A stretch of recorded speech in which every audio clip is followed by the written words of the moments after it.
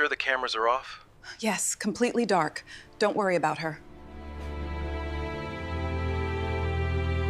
Everything in this house, from the furniture to the view, belongs to you now. I can't wait to make it my own. My wife will sign anything I place in front of her. The moment my 23-year marriage ended, I wasn't standing in a courtroom. I was sitting alone in my kitchen, staring at a notification from the security camera inside my beach house. At first, I thought it was another false alert. Then I heard my husband's voice. Richard was standing in my Seabreeze cottage with a woman I'd never seen before. He wrapped an arm around her waist and smiled. "Don't worry," he told her. "This house will be yours very soon." The woman laughed softly. "And your wife, Richard, didn't hesitate. Carla signs anything I put in front of her."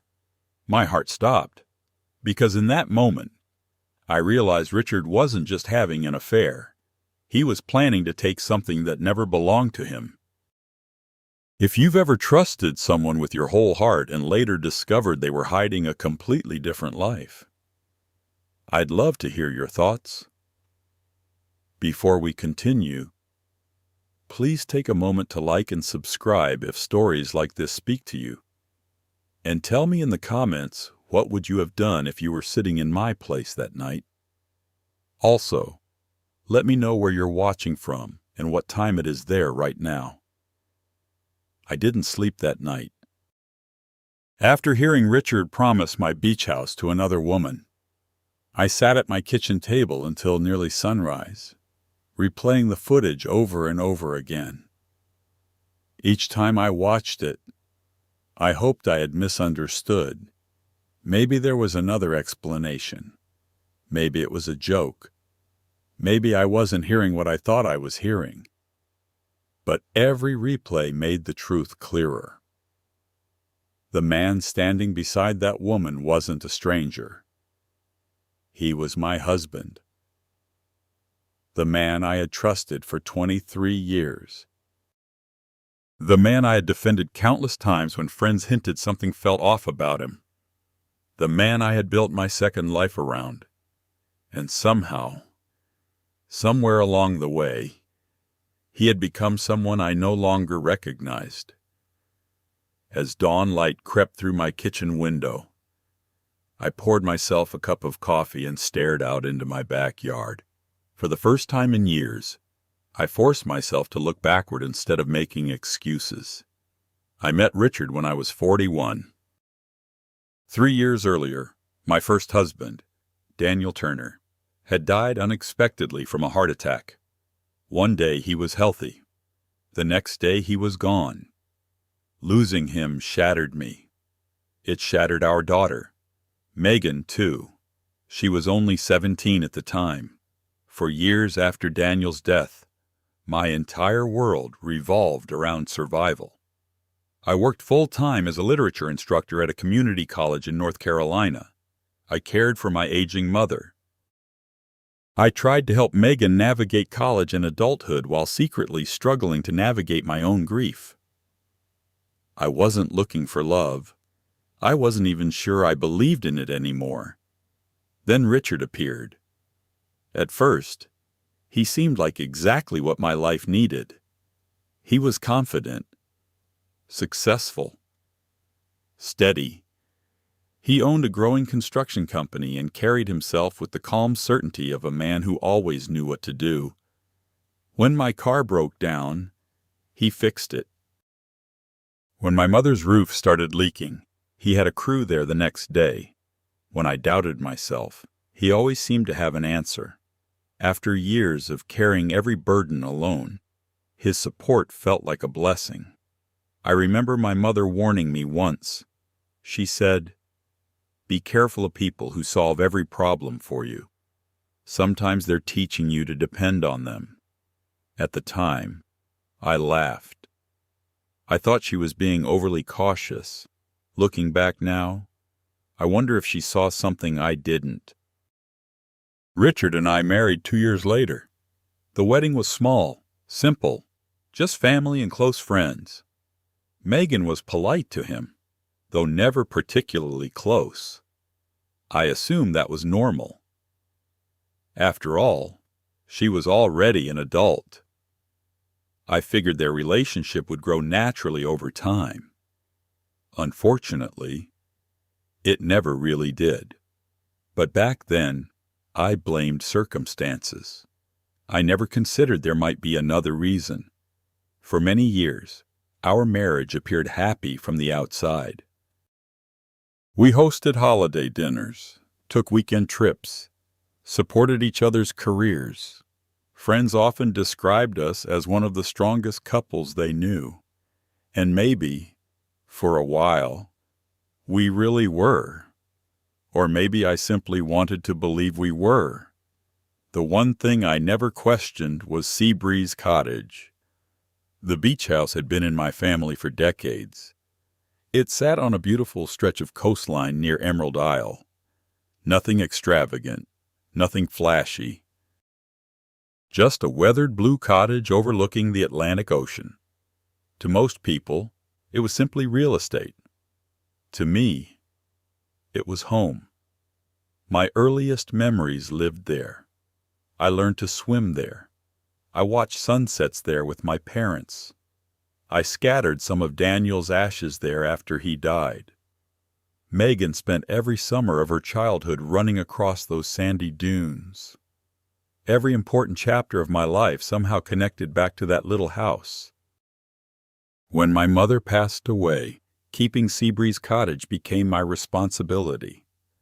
I promised myself it would stay in the family forever. Richard always claimed he understood that. In fact, he often said he admired it. "I love that house because you love it," he told me once. "I don't care who owns it." At the time, those words felt romantic. Now they sounded like a lie. As the years passed, subtle changes appeared in our marriage. Not dramatic changes. The kind you can easily explain away. Richard started taking more business trips. His phone was suddenly always face down. He stepped outside to answer calls. Sometimes he smiled at text messages and quickly locked the screen when I walked into the room. Whenever I asked about it, he laughed. Construction clients are needy. I accepted the explanation. Then came the criticism. At first it was harmless, or so I thought. Comments about my clothes, my hair, my memory, my age. "You're getting forgetful. You already told me that story. Maybe it's time to slow down." Individually, those comments seemed insignificant. Together, they created something else. They made me question myself. I had recently retired from teaching. I was 64 years old.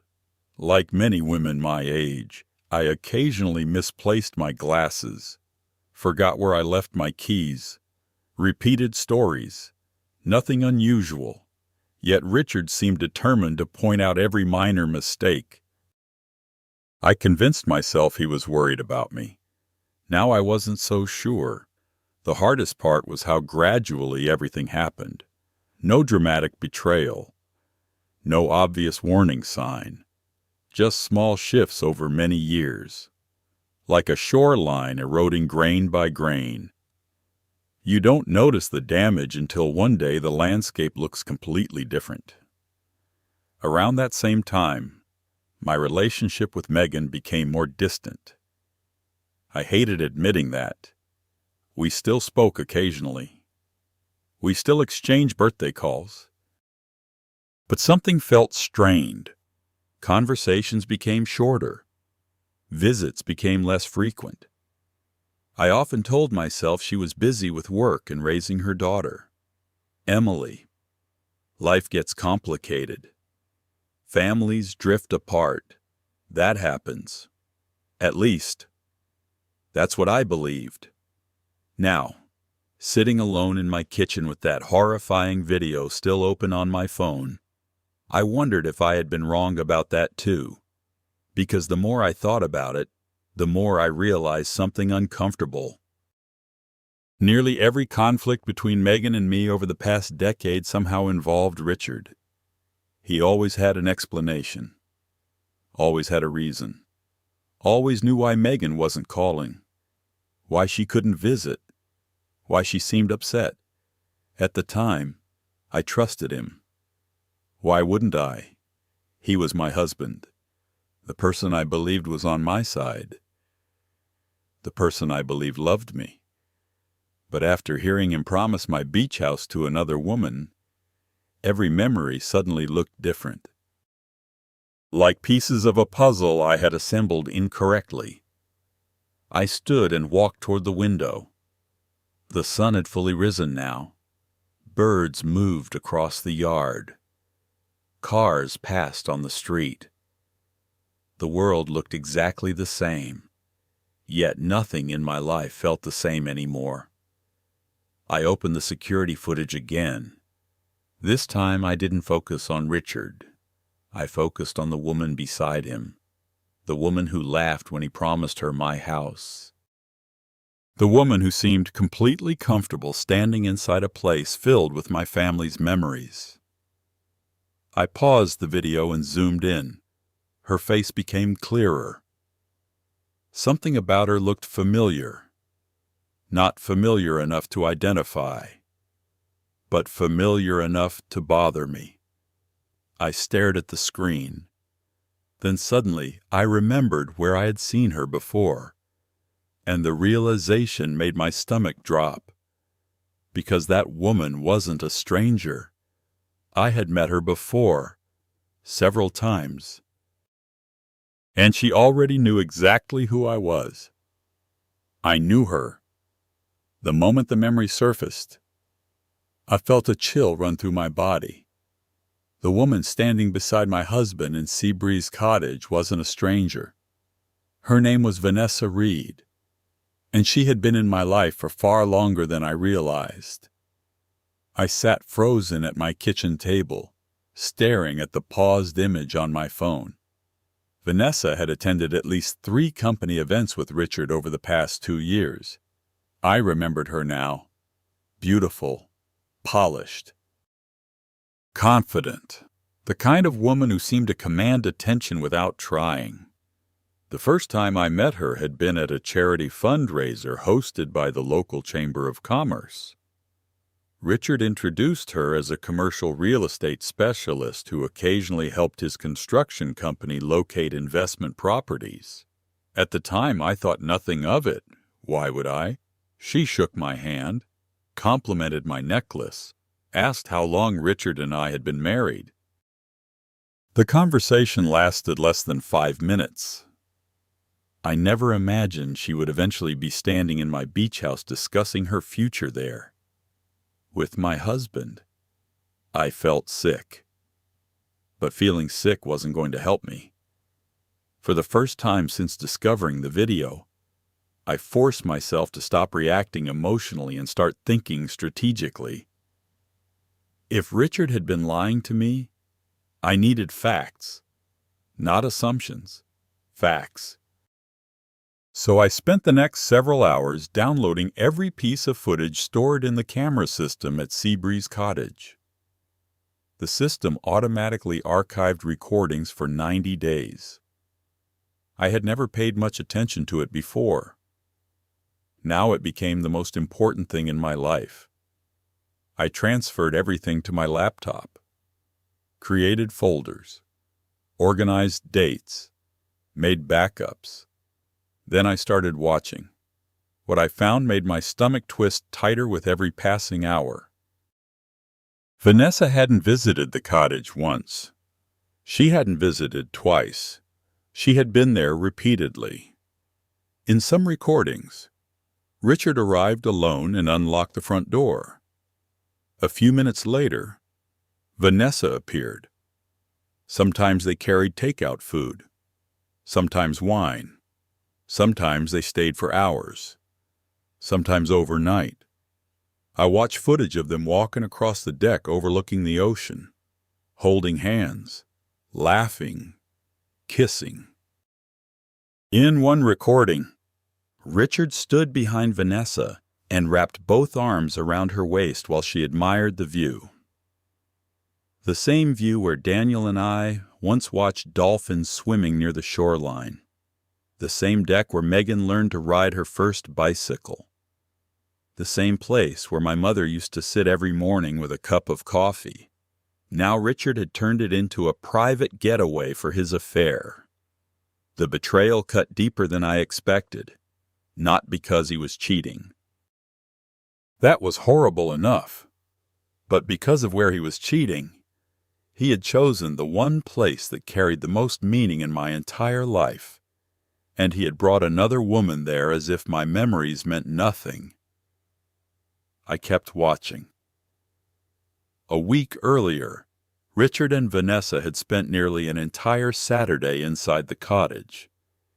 The audio wasn't perfect, but portions of their conversation were clear. Vanessa stood in the kitchen holding paint samples. "I hate these cabinets," she said. Richard laughed. "They'll be gone soon." "Good." She placed a sample against the wall. "I want something brighter. Brighter." She was redesigning my kitchen. A kitchen she didn't own. A kitchen she had no right to touch. Yet she spoke as if the house already belonged to her. The next recording was worse. Vanessa walked through the master bedroom. My bedroom. She opened closets, examined furniture, measured wall space. Then she pointed toward a dresser that had belonged to my mother. "That can go." Richard nodded. "Anything you don't like can go." I physically recoiled from the screen. For a moment, anger nearly overwhelmed me. I wanted to call Richard immediately.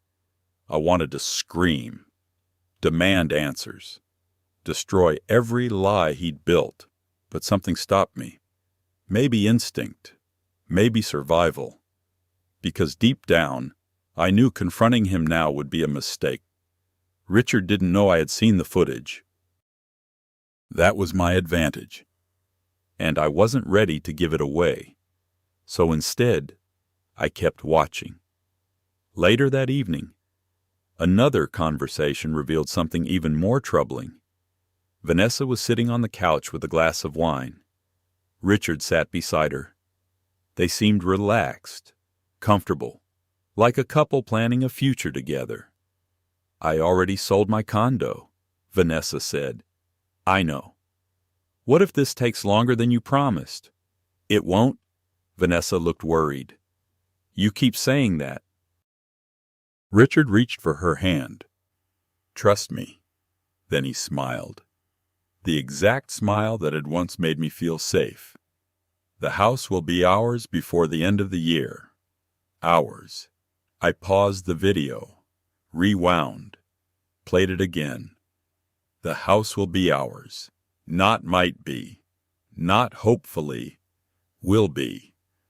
Richard sounded completely confident, which meant he believed he had a plan. And that plan probably involved me. I continued reviewing footage late into the evening. Around 9 o'clock, I discovered the recording that changed everything. The video began normally. Richard and Vanessa were sitting at the dining table. Several papers lay spread across the surface. Vanessa pointed toward one document. "Are you sure she'll sign?" Richard didn't hesitate. "Absolutely." "What if she reads it?" Richard laughed. A cold laugh, the kind I'd never heard before. "Carla trusts me," Vanessa smiled. "Still, especially now." Then Richard said something that made my blood run cold. "She's getting more forgetful every year." Vanessa nodded. I noticed. Richard leaned back in his chair. "She won't know what she's signing." For several seconds, I couldn't breathe. I replayed that sentence over and over. She won't know what she's signing. The affair suddenly became secondary. This wasn't just infidelity. This was manipulation, planning, calculation. Richard wasn't merely betraying me emotionally. He was preparing something, some kind of transaction, some kind of paperwork, some kind of legal move, and he believed I was vulnerable enough to fall for it. I stared at the screen until my eyes hurt. Then another memory surfaced. Over the past year, Richard had become unusually interested in our finances. Not aggressively, subtly. He started handling paperwork, managing accounts, reviewing documents before I saw them.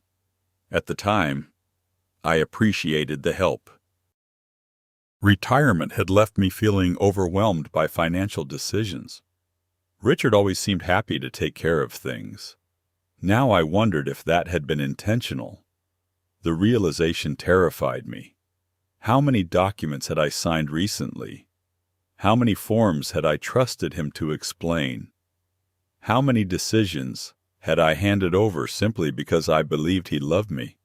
By midnight, I had accumulated dozens of recordings, enough evidence to confirm the affair.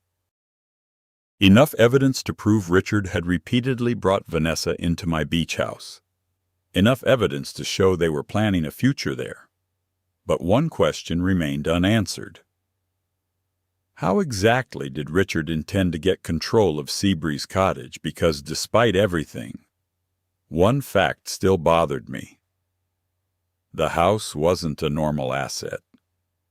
Its ownership structure was complicated. My mother had spent years making sure it would remain protected. Richard knew that. At least, I thought he did. So why was he acting as if ownership could simply be transferred? Why was he so confident? Why was Vanessa so confident? The next morning, I finally shut my laptop and tried to clear my head. I stood in the kitchen making coffee when I heard Richard's truck pull into the driveway. My pulse immediately quickened. He walked through the front door carrying a paper bag from my favorite bakery. The smell of fresh cinnamon rolls filled the room. He smiled when he saw me. "Morning, sweetheart." Sweetheart. The word almost made me laugh. Or cry. I wasn't sure which. He crossed the kitchen and kissed my cheek. The same man who had spent the previous weekend promising my beach house to another woman. The same man who believed I was becoming too forgetful to protect myself. And as I looked into his face, I realized something important. For years, I had assumed Richard was better at lying than I was at noticing. But now that I knew the truth, I could see tiny cracks everywhere, tiny signs, tiny tells. And for the first time, I decided to lie back. I smiled, accepted the pastry, thanked him, and pretended I knew absolutely nothing. Because if Richard was planning something involving paperwork, signatures, and my beach house, I intended to find out exactly what it was before he realized I was watching. For the next several days, I played the role of a trusting wife. It was one of the hardest things I had ever done. Every time Richard smiled at me across the breakfast table, I saw the footage from Seabreeze Cottage. Every time he kissed my forehead before leaving for work, I remembered him wrapping his arms around Vanessa. Every time he asked how my day was going, I wondered whether he was secretly calculating how much longer it would take before he could push me out of my own life. But I never let him see any of that. I smiled. I nodded. I thanked him for dinner, and I waited, because one thing had become very clear. Richard was planning something. And if I was patient enough, eventually he would show me exactly what it was. The opportunity came sooner than I expected. 3 days after discovering the footage, Richard came home carrying a bouquet of yellow roses, my favorite flowers. Or at least they used to be. Now they felt like props in a performance. "These are beautiful," I said. He smiled. I thought you deserved something nice. That alone made me suspicious. Richard wasn't normally a flower-buying husband. Not anymore. In the early years of our marriage, yes, but over the last decade, almost never. Yet suddenly he was arriving home with roses. That evening he suggested dinner at a waterfront restaurant we hadn't visited in years. The entire night felt strange, not bad. Just unusually perfect. Too perfect. Richard listened attentively. Asked about my retirement projects. Complimented my appearance. Even held my hand across the table. If I hadn't known about Vanessa, I might have found the evening romantic. Instead, I found it unsettling, because every word felt rehearsed, like he was preparing me for something. When dessert arrived, I finally saw what that something was. Richard reached into a leather portfolio and removed a stack of papers. My stomach tightened immediately. There it was, the paperwork. The thing Vanessa had mentioned in the video. The thing Richard believed I would sign without understanding. He slid the documents toward me. Nothing exciting, he said casually. Just some financial housekeeping. I forced myself to remain calm. What kind of housekeeping? He shrugged. Insurance updates. His answer came too quickly. And taxes. Another quick answer. And some estate planning. 3 different explanations in less than 10 seconds. That was my first clue he was lying. I picked up the first page. Years of teaching had trained me to read carefully. I wasn't an attorney. I wasn't an accountant. But I knew how to analyze documents. And immediately, something felt wrong. The paperwork was dense, complicated, filled with legal language. Exactly the sort of thing many people skim before signing, especially someone who trusts the person sitting across from them. I slowly turned pages. Richard watched me carefully. Too carefully. His smile never disappeared, but I noticed his fingers tapping against the table. A nervous habit, one I had seen many times over the years. Whenever he wanted something, whenever he was hiding something, tap, tap, tap. Then I saw a familiar name. Not Vanessa Reed. Not directly, but close enough. One of the documents referenced a property management company I recognized from earlier research. The company had business ties to Vanessa's real estate network. The moment I saw it, alarm bells started ringing. I looked up. What does this company have to do with our finances? Richard barely hesitated. Oh, that's just a consultant. A consultant. The answer sounded vague, unprepared, weak. I nodded as if satisfied, then continued reading. The deeper I went, the more uncomfortable I became. Not because I fully understood everything, because I didn't, but because the documents contained far more authority than Richard had implied.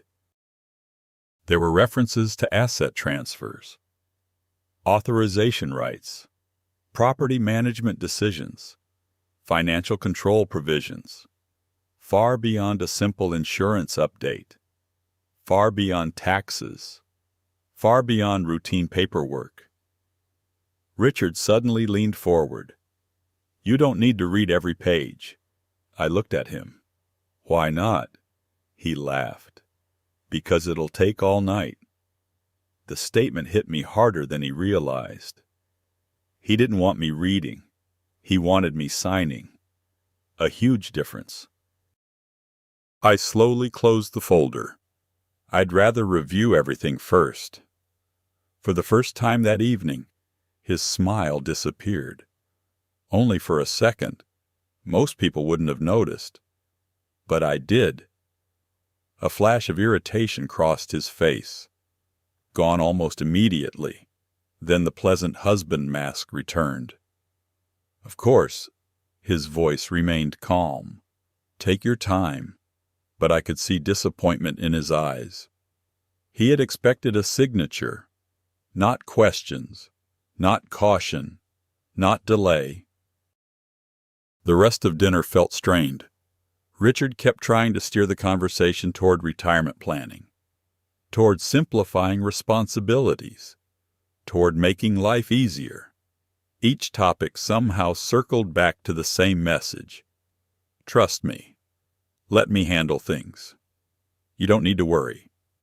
Unfortunately for him, I had already started worrying. A lot. That night, after he fell asleep, I carried the folder downstairs. I locked myself in the home office and carefully photographed every page, every signature line, every attachment, every note. Then I uploaded copies to cloud storage, sent backups to a secure email account, saved additional copies to an external drive. If Richard was planning something illegal, I wasn't going to lose evidence.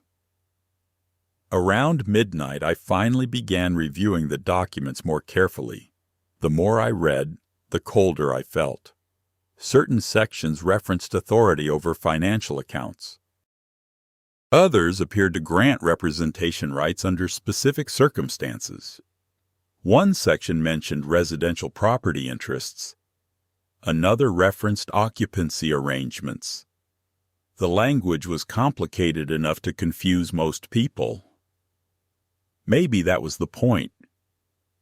I suddenly remembered Vanessa's question from the footage. What if she reads it? Richard's answer echoed in my head. Carla trusts me. At that moment, I realized something painful. Richard's greatest weapon wasn't intelligence. It wasn't money. It wasn't charm. It was the trust I'd given him. Trust accumulated over 23 years. Trust built through thousands of ordinary moments. Trust he was now trying to exploit. The realization hurt more than the affair. Because affairs happen. People cheat. People lie. But weaponizing trust feels different. It feels personal, calculated, cruel. The next morning brought another disturbing discovery. I met my friend Donna Mills for coffee. Donna and I had known each other for nearly 30 years. If anyone could tell when something was wrong, it was her. Halfway through our conversation, she frowned. Can I ask you something? I nodded. Sure. Donna stirred her coffee. Why does Richard keep telling people you're becoming forgetful? The question hit me like a punch. I tried to stay calm. What do you mean? Donna looked uncomfortable. I've heard him mention it several times lately. A cold sensation spread through my chest. Several times. Not once. Several. What exactly has he been saying? Donna hesitated, then spoke carefully. He says you're struggling with memory issues. I stared at her. He said that, Donna nodded. He sounded concerned. Concerned, not concerned. Strategic. Suddenly, dozens of recent conversations made sense. Richard wasn't simply criticizing me at home. He was building a narrative, a story, one where Carla Gibson was aging. Confused, forgetful, dependent, a woman who needed help managing important decisions, a woman who might sign documents without understanding them, a woman whose judgment could be questioned. I felt physically ill. Because this was bigger than I thought. Much bigger. The paperwork wasn't the beginning of the plan. It was the final stage. The groundwork had already been laid. Months, maybe years. And Richard had been quietly preparing everyone around us to believe it. When I returned home that afternoon, Richard was waiting in the kitchen. He smiled warmly. "Did you have a good morning?" I looked into his eyes. The eyes of the man I'd shared a bed with for 23 years. The eyes of the man slowly convincing people I couldn't trust my own mind. And for the first time, genuine fear replaced my anger, because I finally understood something. Richard wasn't just trying to take my beach house. He was trying to convince the world that I was too confused to stop him. For the first few days after my conversation with Donna, I couldn't stop thinking about what she had said. Why does Richard keep telling people you're becoming forgetful? The question echoed through my mind constantly. At first, I tried to convince myself that maybe Richard's comments came from genuine concern. Maybe I was overreacting. Maybe discovering the affair had made me suspicious of everything. But deep down, I already knew the truth. Richard wasn't worried about me. He was creating a version of me, a version that served his plans. And once I started paying attention, I saw evidence everywhere. The first incident happened the following Monday. I was getting ready for a dentist appointment.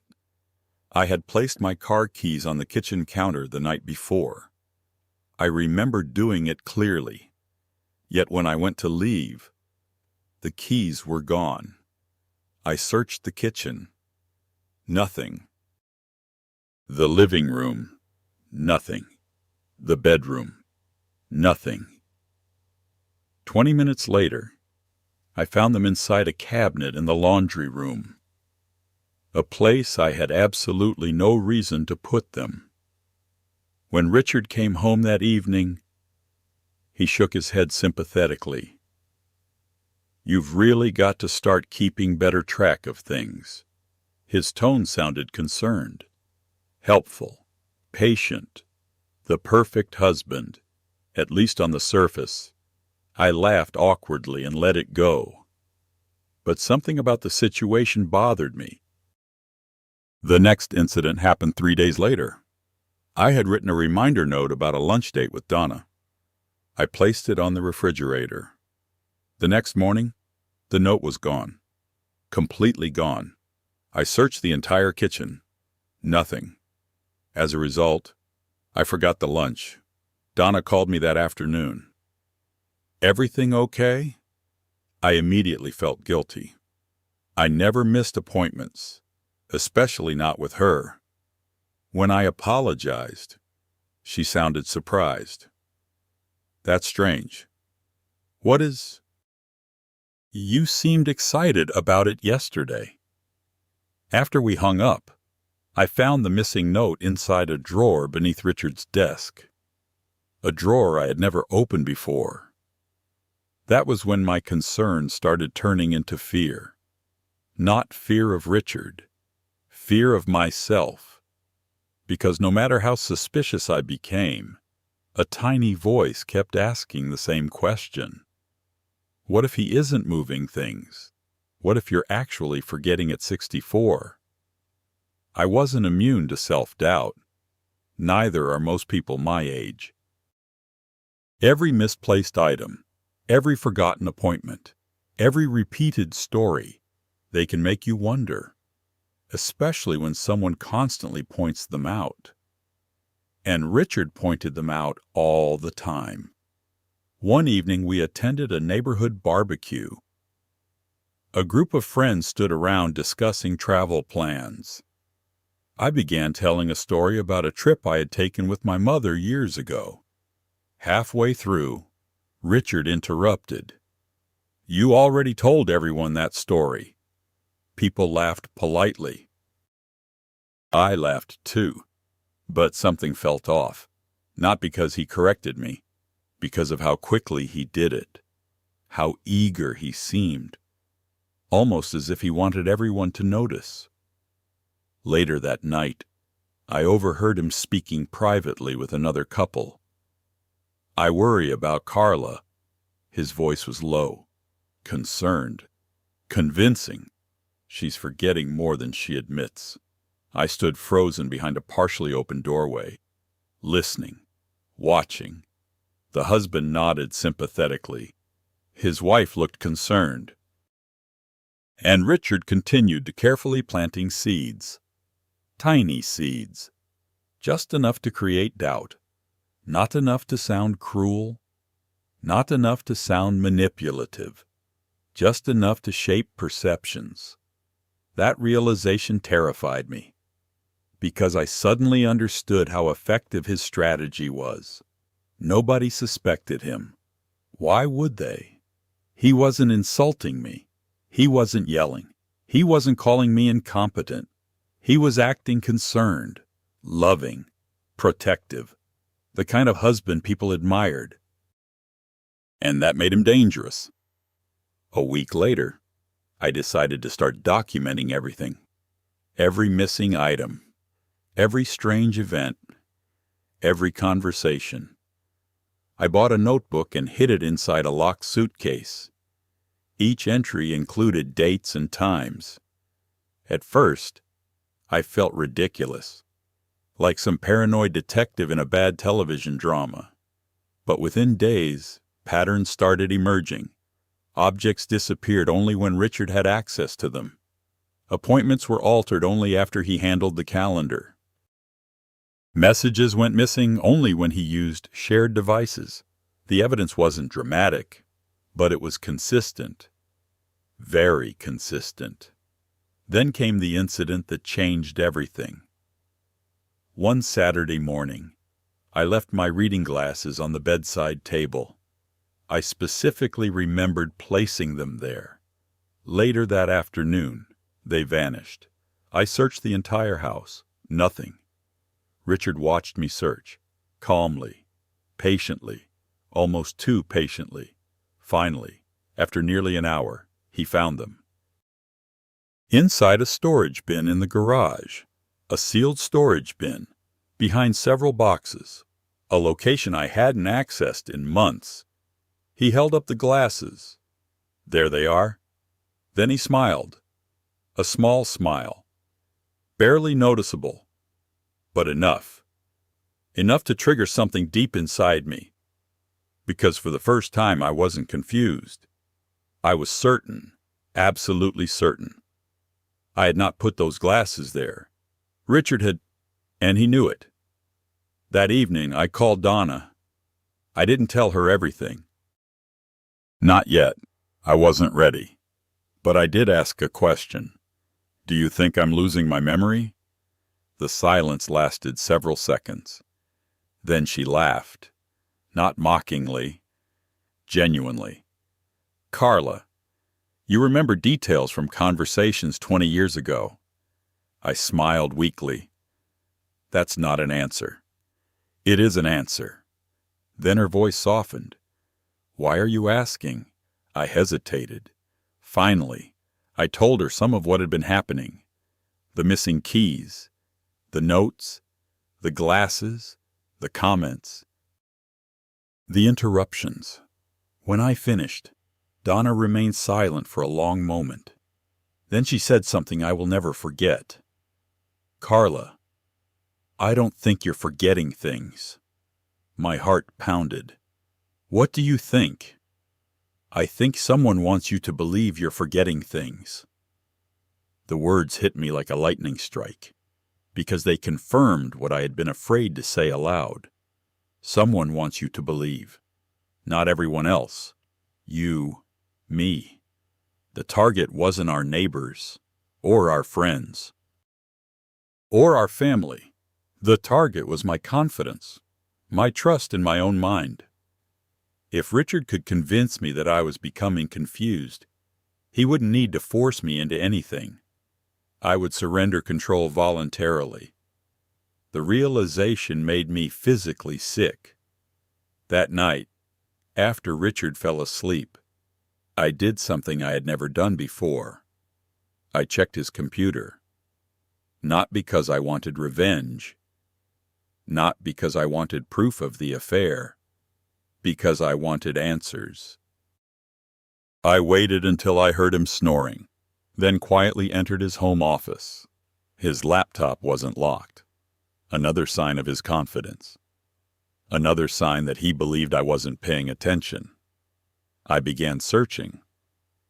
Emails, downloads, recent files. Nothing obvious at first. Then I found a folder. Its title appeared harmless. Retirement Planning. Inside were dozens of documents. Some financial, some legal, some medical. My pulse accelerated. I opened file after file. And then I found the words that made my blood run cold. Guardianship, cognitive decline, financial authority, power of attorney, protective oversight. I stared at the screen, unable to move, unable to breathe. Richard had been researching legal pathways for gaining control over someone deemed mentally incapable of managing their affairs. My hands shook. I opened another file, then another, then another. Everything pointed in the same direction. Not a single document proved wrongdoing, but collectively, they painted a terrifying picture. A man studying how to take control. A man building a narrative. A man preparing paperwork. A man telling everyone his wife was becoming forgetful. Suddenly, the affair seemed almost secondary. Vanessa wasn't the biggest threat. The real threat was Richard's plan. And for the first time, I realized how close I might have come to falling into it. I quietly closed the laptop, returned upstairs, and sat alone in the darkness of my bedroom. Richard slept peacefully beside me, completely unaware that I had just uncovered another piece of the truth. I stared at the ceiling until sunrise, because one thing was now painfully clear. Richard wasn't simply trying to take my beach house. He was preparing to convince the world that I was no longer capable of protecting it. And if I wanted to stop him, I was going to need help. Real help. The kind of help Richard never expected me to seek. There was only one person who might know exactly how protected Seabreeze Cottage truly was. A woman I hadn't spoken to in years. The attorney who had helped my mother arrange everything before she died. Linda Harper. And the next morning, I picked up the phone. I called Linda Harper at exactly 9 o'clock the next morning. I hadn't spoken to her in nearly 8 years. The last time we'd met was shortly after my mother's funeral. At the time, I assumed most of the legal work surrounding my mother's estate had been completed. Life moved on. I retired. Megan built her own family. And Linda gradually became one of those people connected to a chapter of life that seemed permanently closed. Or so I thought. When she answered the phone, her voice sounded exactly the same. Steady, calm, confident. Linda Harper speaking. For a moment, I couldn't speak. Too much had happened in too little time. Finally, I said, "Linda?" "It's Carla Gibson." A brief pause followed. Then warmth entered her voice. "Carla, it's been a long time. It has. How are you?" I almost laughed, not because anything was funny, because the question felt impossible to answer. How was I? My husband was having an affair. He appeared to be building a case that I was mentally declining. He was trying to manipulate me into signing documents I didn't understand.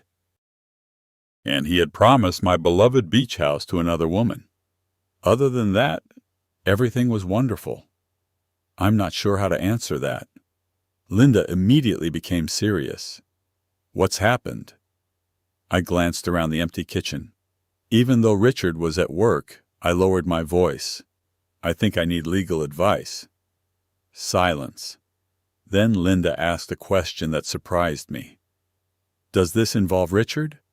My stomach tightened. "Why would you ask that?" "Because if you're calling me after 8 years asking for legal advice, it's probably either Richard or money." Despite everything, I smiled. Actually, it might be both. An hour later, I was sitting in Linda's office.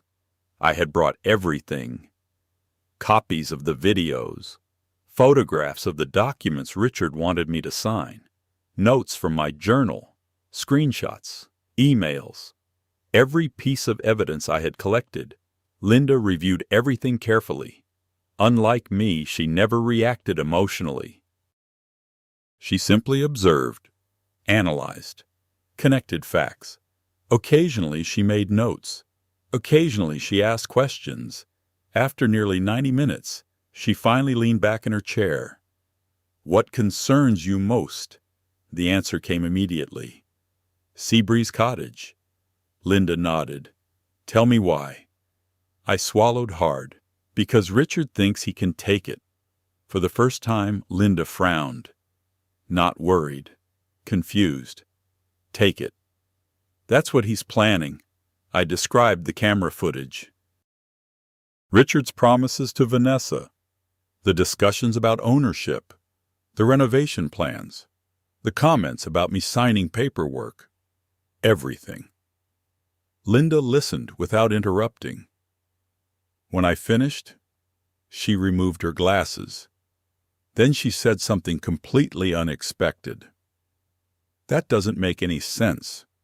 My heart sank. "What do you mean? Legally?" I stared at her. "What are you talking about?" Linda opened a drawer, removed a thick file, placed it on the desk. The sight of my mother's name typed neatly across the tab immediately caught my attention. Evelyn Carter Estate Planning. I hadn't seen that file in years. Linda opened it, flipped through pages, then stopped at a specific document. "Carla, Seabreeze Cottage doesn't belong to you." For several seconds, I simply stared at her.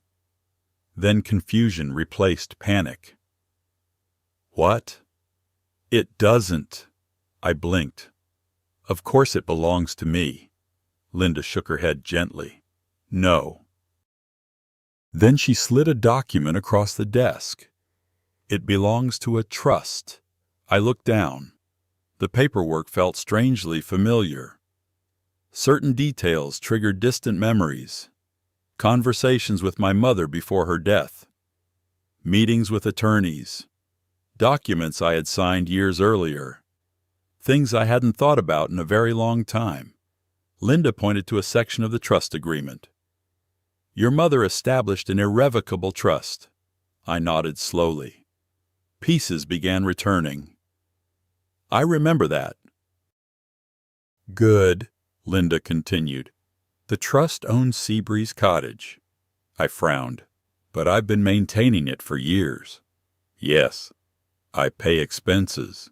"Yes." "I use it whenever I want." "Yes." Linda smiled slightly. "Because you have lifetime occupancy rights." I sat quietly, listening, trying to reconnect with legal decisions made decades ago. Linda continued explaining. "Your mother was worried." "Worried about what?" "The future." Linda tapped the document. "She wanted to ensure the property stayed in the family." That sounded exactly like my mother. Practical, protective, always planning 10 steps ahead. "So what does that mean now?" Linda turned several pages. Then she pointed to another section. My eyes widened, because I recognized 2 names immediately. Megan Turner, Emily Turner, my daughter, my granddaughter. I looked up. Linda nodded. "They are the successor beneficiaries." I stared at her, unable to speak. Suddenly everything felt unreal. The beach house wasn't passing through me. It was passing beyond me, to Megan, then Emily, just as my mother intended. "Richard has no ownership interest whatsoever," Linda said. I felt a wave of relief, powerful, overwhelming, but it lasted only a few seconds, because another question quickly followed. If that's true, Linda already knew what I was going to ask. Then why is he acting like he can take it? Exactly. She folded her hands. That's the interesting question. For a moment, neither of us spoke. Then Linda stood, walked toward a filing cabinet, opened another drawer. After searching for several moments, she returned carrying an older folder. Much older. The paper inside had yellowed slightly with age. Linda placed it in front of me. "You need to see this." I looked down. At first, I didn't understand what I was reading. Then I saw the date. 23 years earlier, just before Richard and I married. My pulse quickened. "What is this?" Linda smiled. "A document your future husband signed." I immediately leaned closer. The signature at the bottom was unmistakable. Richard Gibson. Linda pointed to the text. "Before your marriage, Richard signed a formal waiver. I read the paragraph once, then twice, then a third time. Each reading made the meaning clearer. Richard acknowledged that Seabreeze Cottage belonged to the trust. Richard acknowledged he had no ownership rights. Richard acknowledged he would never claim ownership rights in the future. Richard voluntarily waived any potential marital interest. The room suddenly felt very quiet. My hands trembled slightly, not from fear, from disbelief. "You're telling me—" Linda nodded. "Yes. He signed this himself. Yes. He knew. Absolutely." I stared at the signature. Richard's signature. The same signature that appeared on tax returns, Christmas cards, business documents. The same signature he used every day. There was no denying it, no explaining it away, no misunderstanding. Richard knew. From the very beginning. He knew the house wasn't his. He knew it could never become his. And yet he was still promising it to Vanessa. I suddenly remembered every confident statement from the videos. "The house will be ours. We'll live here. Everything you don't like can go." The certainty, the arrogance, the entitlement, all of it built on a lie. A lie Richard himself should have known was impossible. Linda watched me carefully. "What are you thinking?" I laughed softly. A bitter laugh. "I think my husband is either incredibly stupid or incredibly desperate. Possibly both." For the first time in weeks, I felt something close to hope. Not happiness. Not relief. Hope. Because the foundation of Richard's plan suddenly looked far weaker than I imagined. The beach house itself was protected. Legally protected. By documents created long before Vanessa entered the picture. Long before Richard started talking about my memory. Long before he started pushing suspicious paperwork toward me.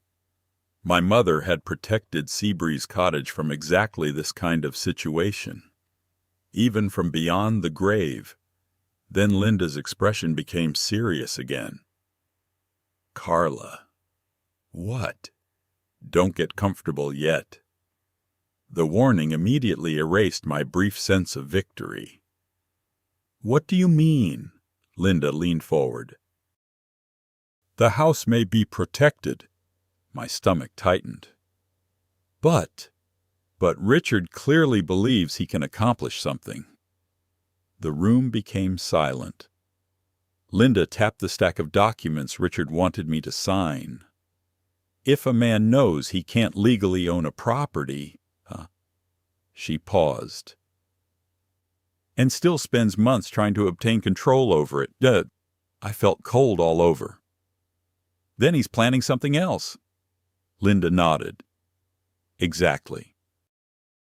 And suddenly, for the first time, I realized the most frightening possibility of all. Maybe Seabreeze Cottage wasn't Richard's real target. Maybe it was me. I left Linda Harper's office carrying two things. The first was a folder containing copies of every document related to Seabreeze Cottage. The second was a growing sense of guilt, not because of Richard, because of Megan. For years, I had believed a story that now seemed less believable with every passing day. According to Richard, Megan had gradually drifted away because she was selfish, too busy, too focused on her own life, too uninterested in maintaining a relationship. Whenever I complained that Megan rarely visited, Richard always had an explanation. Whenever I felt hurt because she didn't call, Richard had an explanation. Whenever birthdays passed with little communication, Richard had an explanation. There was always an explanation, and I had accepted every one of them. Now I wasn't sure any of them were true. Linda's words echoed in my mind during the drive home. Megan and Emily are the beneficiaries. Not Richard, not me. Megan and Emily. Which meant one thing. If Richard wanted control over Seabreeze Cottage, Megan represented an obstacle, a very important obstacle. And suddenly, I couldn't stop wondering whether the distance between my daughter and me had happened naturally, or whether someone had helped create it. By the time I reached my driveway, I had already made a decision. I needed to speak with Megan. Not tomorrow. Not next week. Immediately.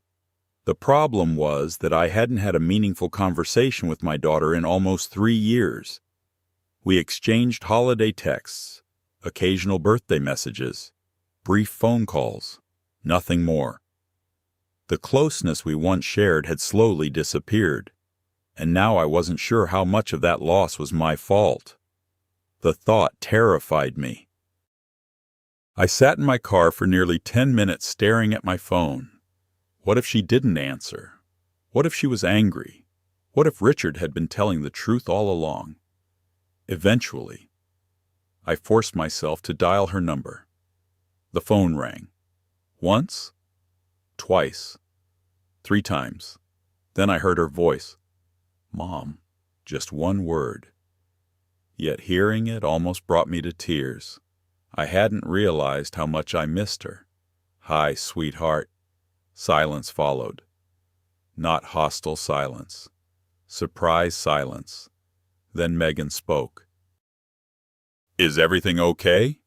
The question immediately hurt, because it revealed something important. My daughter wasn't expecting a casual call from me. She assumed something had to be wrong. That realization alone said a lot about how far apart we'd grown. I actually wanted to talk. Another pause. Then she said quietly, I'd like that. The conversation started awkwardly. 2 people who loved each other but no longer knew how to communicate. We discussed work, her husband, Emily's school activities, the weather, anything except what really mattered. Finally, I took a deep breath. Megan, can I ask you something? Of course. Have I done something to hurt you? Silence. Longer this time. Painful. When she finally answered, her voice sounded different, softer, more emotional. Why are you asking me that? Because I feel like I've lost you. The words came out before I could stop them. And the moment they did, tears filled my eyes. For several seconds, neither of us spoke. Then I heard something unexpected. Megan was crying too. Mom, her voice broke. I thought I lost you. The sentence hit me like a physical blow. What do you mean? I thought you stopped wanting me in your life. I couldn't speak. Nothing about that statement made sense. Why would you think that? Megan laughed sadly. Because that's what it felt like. I leaned forward in my chair, heart pounding. Explain. What happened next changed everything. Over the next 40 minutes, Megan told me a story completely different from the one Richard had spent years feeding me. According to Megan, she had repeatedly tried to stay close. She had called, visited, invited me to holidays, invited me to Emily's school events, sent emails, sent messages, reached out over and over. At first, I assumed there had simply been scheduling conflicts, then misunderstandings, then growing distance. But Megan described something entirely different. A pattern. A strange pattern. Messages that went unanswered. Phone calls that were never returned. Invitations that received cold responses. Eventually, she concluded that I no longer wanted much contact. And honestly, listening to her, I couldn't blame her, because from her perspective, that's exactly how it looked. Mom, do you remember Emily's 8th birthday? I frowned. Of course. You canceled. I stared at the wall. No, I didn't. Megan went quiet. Richard called. My stomach tightened. What? He said you weren't feeling well. I felt suddenly cold. I never told him to do that. I know. The answer surprised me. You do, Megan sighed. At the time, I believed him. She paused. But things like that kept happening.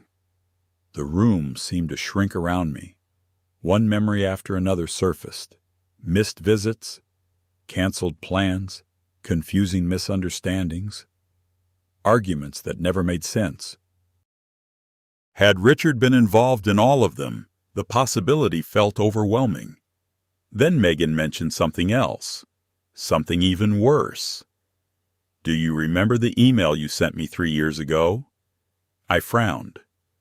What email? Silence. Then she read part of it aloud. The words felt unfamiliar immediately. Cold, dismissive, cruel. Nothing like me. The email supposedly stated that Megan was becoming too dependent, that she needed to stop involving herself in my life, that I wanted more space, that I was tired of feeling pressured. I sat frozen, because I had never written those words, not once, not ever. I didn't send that. Megan didn't respond right away. Then she said quietly, I know that now. A chill ran through my body. Now. Not then. Now. Something had happened. Something that changed her mind. What made you realize that? Megan hesitated, then answered carefully. Because over the last year, a few things stopped adding up. My pulse accelerated. What things, Richard? Of course, Richard. Always Richard. Megan explained that she had gradually become suspicious after several interactions with him. His stories changed. His explanations contradicted previous explanations. His timeline of events often didn't make sense. Eventually, she stopped trusting what he said. But by then, so much damage had already been done. Years of damage. Years neither of us knew how to repair. Tears rolled down my face. Not because of Richard, because of everything we had lost. Birthday parties, Christmas gatherings, ordinary weekends, conversations, memories, time. The one thing nobody ever gets back. I should have called more, I whispered. No. Megan's voice immediately became firm. You don't get to carry all of this. I closed my eyes. I should have fought harder. We both should have. For a moment, neither of us spoke. Then Megan asked a question. One simple question. The kind only a daughter can ask. Mom, what's really going on? I looked toward the window. Thought about the affair. The paperwork. The trust. Vanessa. Linda. Everything. Then I realized I was tired of carrying it alone. So for the first time, I told her the truth. Not part of it. All of it. When I finished, the line remained silent. Then Megan spoke, and her voice carried something I hadn't heard in years. Protectiveness. Determination. Love. Mom. Yes. You're not facing this by yourself anymore. The tears came harder then, because for the first time since discovering Richard's betrayal, I felt something stronger than fear. I felt supported. I felt like a mother who had found her daughter again. Then Megan said something that made my stomach drop. There's something else you need to know. What? Another pause, a hesitant one. The kind people make when they're deciding whether to reveal something painful. Finally, she spoke. Richard didn't just interfere with our relationship. My pulse quickened. What do you mean? Her answer changed everything. Mom, I think he's been lying to both of us for years. After my conversation with Megan, I sat in my living room for nearly an hour without moving. The house was quiet, too quiet. For years, I had believed I was losing my daughter. Now I was beginning to understand that someone had been standing between us the entire time. Richard. The realization hurt more than discovering the affair, because affairs destroy marriages. But what Richard had done to Megan and me was different. He hadn't simply betrayed me. He had stolen years of birthdays, years of family dinners, years of ordinary moments that can never be replaced. I found myself staring at an old photograph sitting on the bookshelf. It showed Megan at 12 years old, her hair blowing in the ocean wind. Emily wasn't even born yet. Daniel was still alive, and Seabreeze Cottage stood in the background. Looking at that photograph strengthened something inside me. For weeks, I had been reacting, discovering, learning, surviving. But now I wanted answers, real answers, and I knew exactly where to find them. Richard's home office. The following morning, I waited until Richard left for work. As usual, he kissed my cheek before leaving. As usual, I smiled and pretended everything was normal. The front door closed. His truck backed out of the driveway. 5 minutes later, I was standing inside his office. I closed the door behind me, locked it, then took a deep breath. The room looked ordinary enough. A large desk, bookshelves, framed certificates, business awards, photographs from company events. Nothing about it suggested deception. But I knew better now. Richard's lies were rarely obvious. They were buried beneath layers of normality. I began with the filing cabinet beside his desk. The first drawer contained business records, invoices, contracts, tax documents. Nothing unusual. The second drawer contained employee information. Again, nothing immediately suspicious.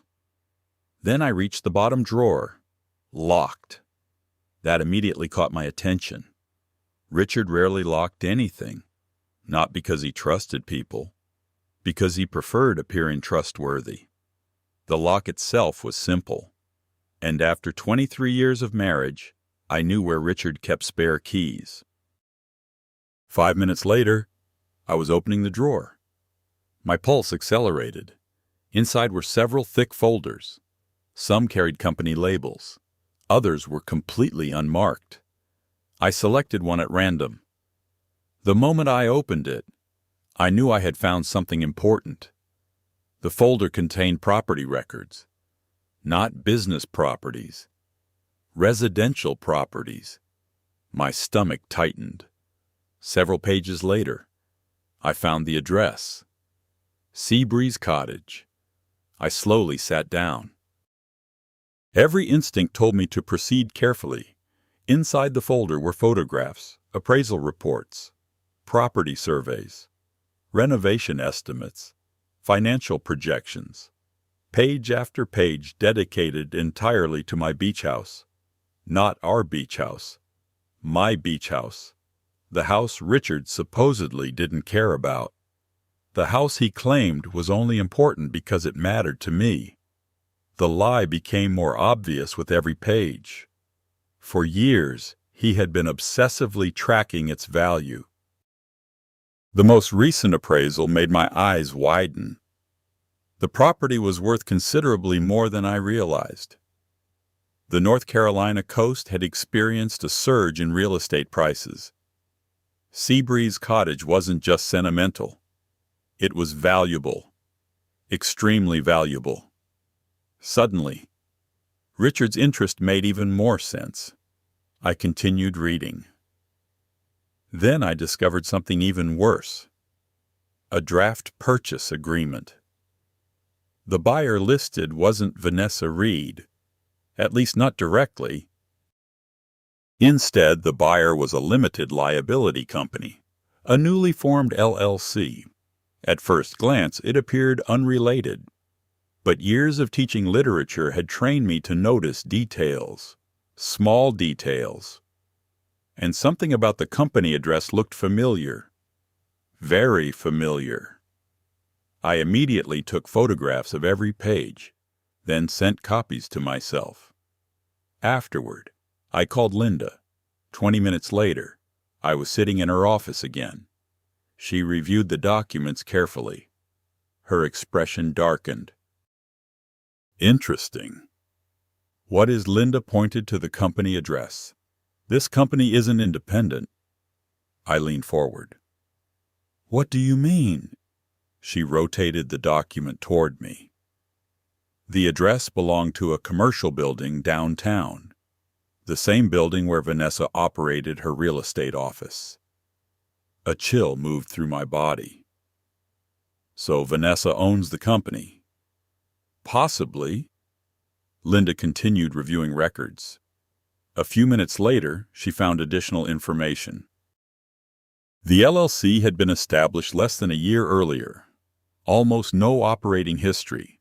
Almost no assets. Yet somehow it was preparing to acquire a multi-million-dollar beachfront property. That's not suspicious at all, I muttered.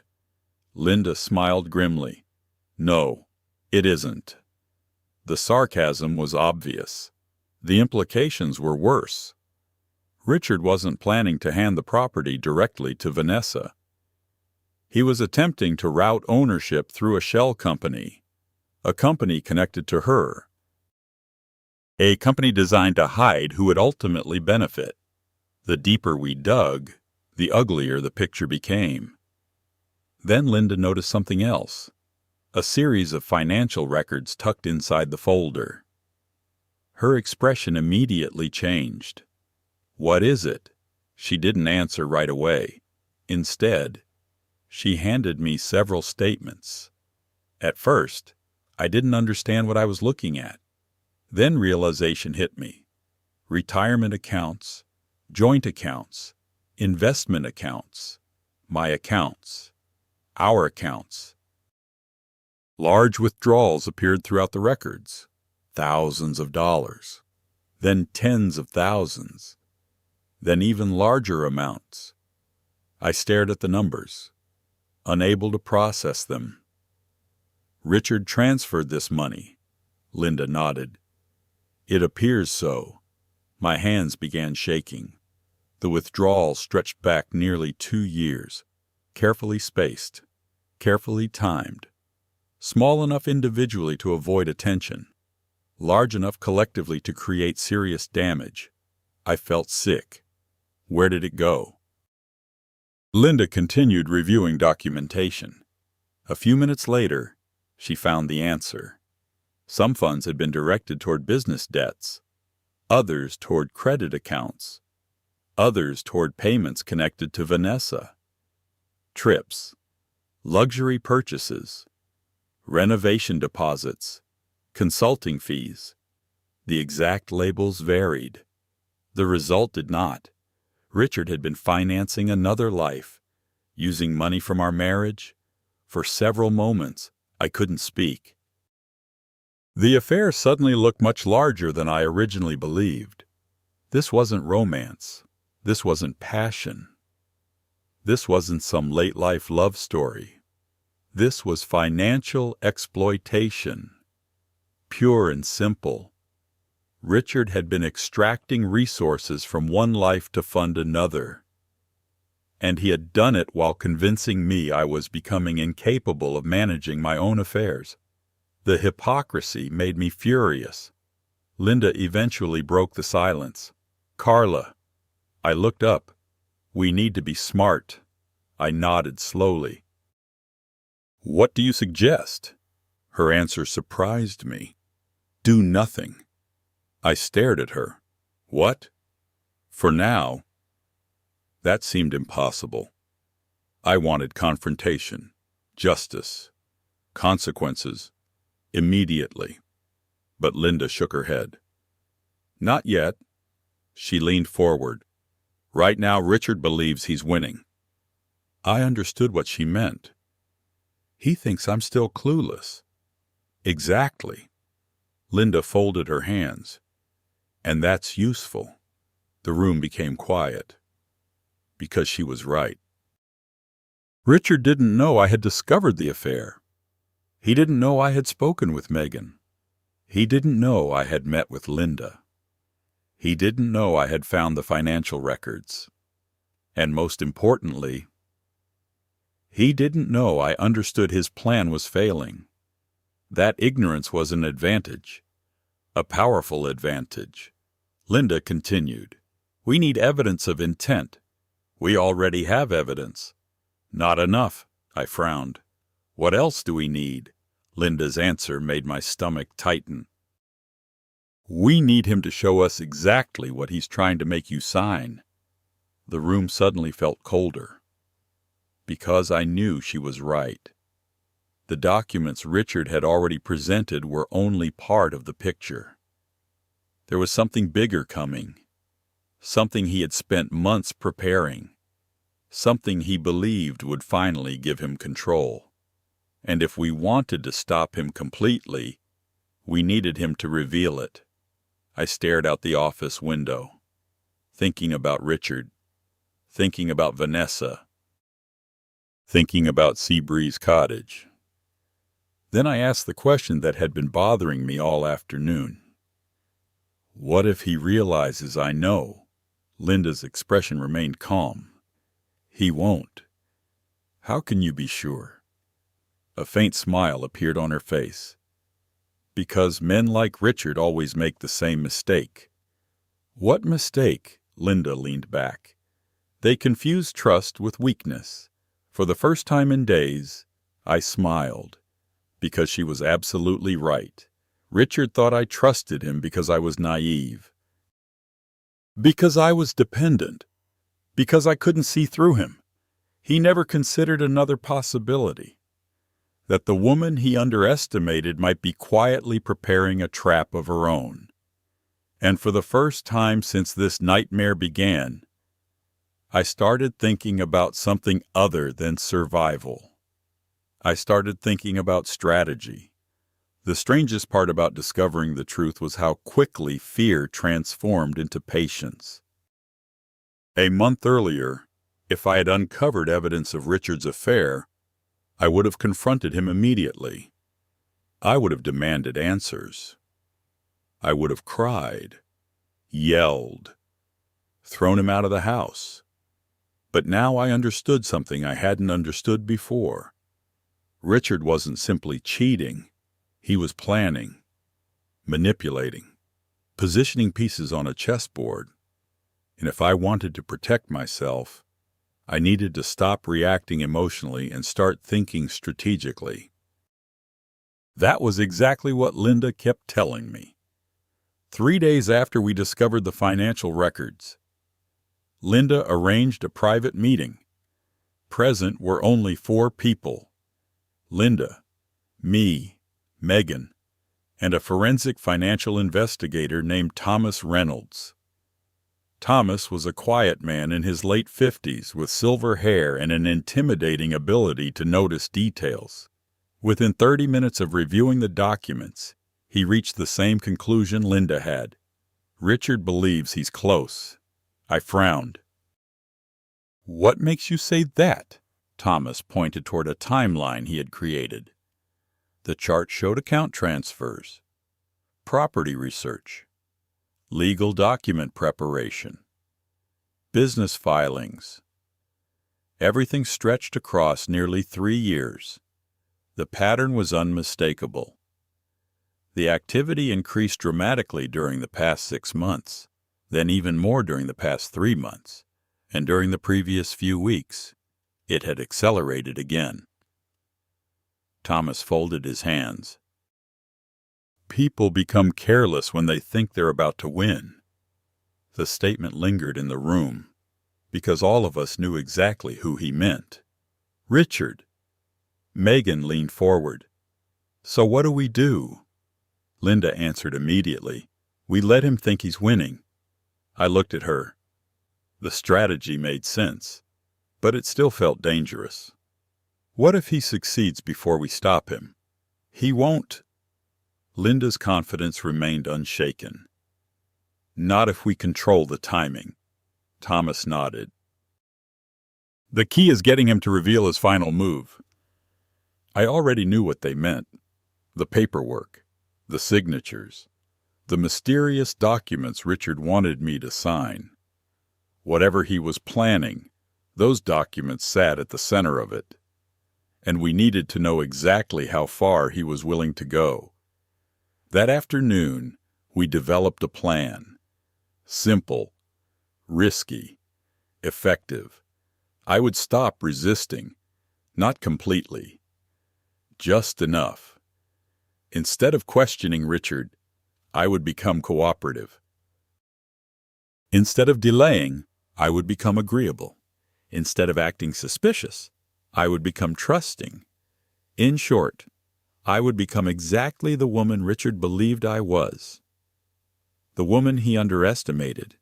The woman he thought he controlled. The thought made me uncomfortable, but it was necessary. For the first time in weeks, I walked into the house knowing exactly what role I needed to play.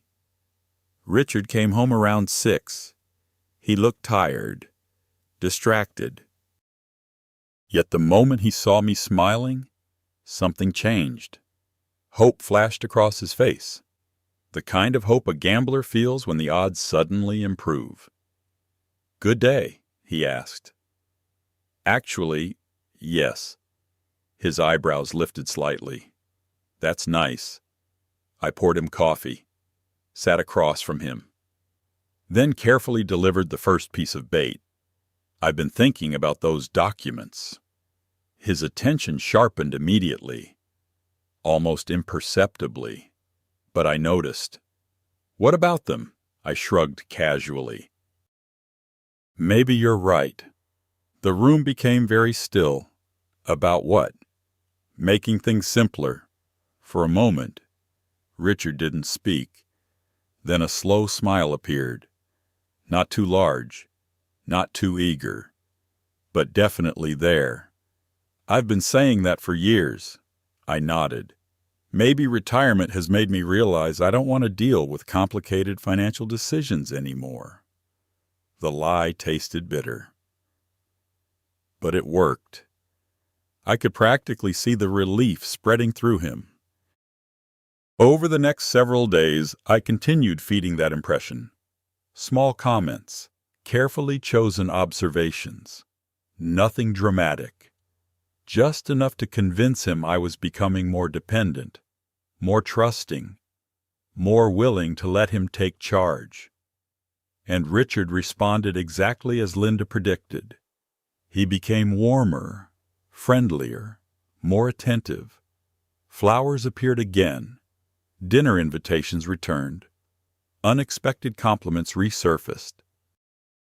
It felt like watching a salesman become increasingly charming as a deal approached completion. One evening he even suggested a weekend trip. We should spend some time at Seabreeze Cottage. My pulse quickened. There it was, the beach house, the center of everything. I forced myself to remain calm. That sounds nice. Richard smiled. I thought so. The smile lingered longer than usual, almost triumphant. Later that night, I called Linda. He wants to go to the cottage. Silence. Then Linda said exactly what I expected. Good. You think so? Absolutely. I wasn't convinced. It feels dangerous. Because you're thinking emotionally. I sighed. Maybe she was right. Explain. Linda's voice remained calm. If Richard wants the cottage involved, then the cottage matters to the final phase of his plan. The logic was difficult to argue with. He'll be more comfortable there, she continued, more confident. And confidence creates mistakes. After hanging up, I found myself staring out the bedroom window. Richard slept beside me, peaceful, relaxed, completely unaware of the fact that every move he made was now being observed. The irony wasn't lost on me. For years, he had treated me like someone easy to manipulate, someone predictable, someone harmless. Now that same assumption was becoming his greatest weakness. The following week brought another development. Richard approached me with a fresh set of documents. Different from the previous ones, thicker, more detailed. He presented them casually during breakfast. Nothing urgent. That statement alone told me they were urgent. Just some updated paperwork. I glanced at the folder, then smiled. Maybe I'll finally sign everything. For the briefest moment, his eyes widened. Victory. Pure victory. Then he quickly composed himself. Only if you're comfortable, comfortable. The word almost made me laugh. Instead, I nodded. Maybe next weekend. Richard leaned back, trying very hard to appear calm, failing. I could practically hear the gears turning inside his head. Next weekend, at Seabreeze Cottage. Exactly where he wanted this to happen. Exactly where he believed his future with Vanessa would begin. The trap was setting itself. That evening, Thomas called with another update. His investigation into the financial records had uncovered additional irregularities. More unauthorized transfers. More hidden debts. More connections between Richard and Vanessa. The picture was growing uglier and more complete. He's desperate, Thomas said. What makes you think that? Because he's running out of time. I frowned. What do you mean? Thomas explained that several business obligations appeared to be approaching critical deadlines. Loans, debt restructuring agreements, payment schedules, things Richard couldn't postpone forever. The information changed everything. Suddenly, Richard's urgency made sense. The affair wasn't simply about romance. The beach house wasn't simply about greed. He needed something. Something valuable. Something capable of solving multiple problems at once. And he believed Seabreeze Cottage was the answer. The next few days passed slowly, painfully slowly. Richard grew increasingly cheerful, increasingly optimistic, increasingly convinced his plan was succeeding. Meanwhile, Linda, Thomas, Megan, and I continued preparing, collecting, organizing, waiting. Then, 3 days before the trip to Seabreeze Cottage, Richard made a mistake. A small mistake, but an important one. I walked into the kitchen unexpectedly while he was texting. He quickly turned his phone away. Not fast enough. For a split second, I saw the name, Vanessa, and beneath it, a message. Almost all set. Just a few more days. My heart pounded. Because for the first time, I realized how confident they both were. They weren't hoping. They weren't planning. They genuinely believed they had already won. And sometimes, that's exactly when people become most vulnerable. Because when people think victory is guaranteed, they stop protecting themselves. They stop paying attention. They stop imagining failure. That night, after Richard fell asleep, I received a message from Megan. Just 4 words. "We're ready when you are."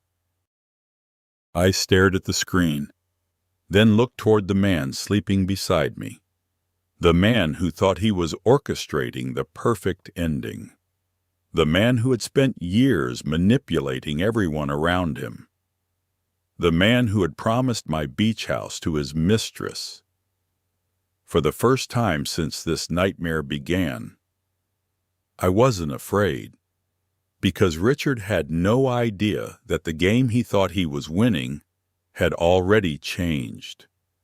And soon, he was going to walk straight into the trap we had built for him. 3 days before our trip to Seabreeze Cottage, Megan drove to my house carrying 3 cardboard boxes. The moment I saw them in the back seat of her SUV, I knew they contained something important. No one transports 3 boxes with that expression on their face unless they're carrying answers. Or pain. Possibly both. We sat at my kitchen table. Coffee cooled between us. Neither of us spoke immediately. The relationship we were rebuilding still felt fragile. Stronger than it had been a month earlier, but fragile nonetheless. Years of misunderstanding don't disappear overnight. Eventually, Megan pushed the first box toward me. "I think you need to see these." I looked inside. My breath caught. Greeting cards, photographs, letters, packages, small gifts, all addressed to me. Some were opened. Others remained sealed. Most looked old. Very old. I picked up a birthday card. The postmark was nearly 6 years old. Megan. My voice barely worked. "What is all this?" she swallowed. "Things I tried to send?" The room suddenly felt smaller. I opened the card carefully. Inside was a handwritten message. "Mom, Emily made this drawing for you. She's excited to see you at her birthday party next week. Love, Megan." A child's drawing slipped from the envelope. I stared at it, then at the date. Emily had been 8 years old. The same birthday party Richard claimed I had canceled. My chest tightened. I remembered that day. I remembered feeling hurt because I thought Megan hadn't invited me. The invitation had been sitting in a box all along, never reaching me. I looked up. Tears already filled Megan's eyes. I sent dozens of things. My throat burned. Richard never gave them to me. She nodded. No. For several moments, neither of us spoke. I simply continued opening envelopes. Each one felt like discovering a missing piece of my own life. A Christmas card from Emily. A graduation photograph. An invitation to a school performance. A Mother's Day letter. A handmade ornament. Years of memories. Years of attempts to stay connected. Years I thought had never existed. The pain was overwhelming. Because I wasn't simply discovering hidden mail. I was discovering proof. Proof that my daughter had never abandoned me. Proof that she had been trying harder than I ever knew. Finally, I set down another envelope. I don't understand. Megan wiped her eyes. Neither did I. She pointed toward the second box. Open that one. I hesitated, then lifted the lid. Inside were printed emails. Dozens of them, organized in folders. Many carried my name. At least, they appeared to. I picked up the first page. The email supposedly came from me. It was addressed to Megan. The message was cold, dismissive, almost cruel. Stop involving me in every family event. I need more space. Please respect my boundaries. I stared at the page. Every sentence felt foreign, not just the wording, the tone, the attitude, the personality. It wasn't me, not even close. I never wrote this. I know. Megan's answer came immediately. I picked up another email, then another, then another. Each one pushed the same message. Distance, detachment, rejection. According to these emails, I didn't want frequent visits. I didn't want family gatherings. I didn't want involvement in Emily's life. The problem was obvious. I adored Emily. Always had. The idea that I would voluntarily pull away from my granddaughter made no sense.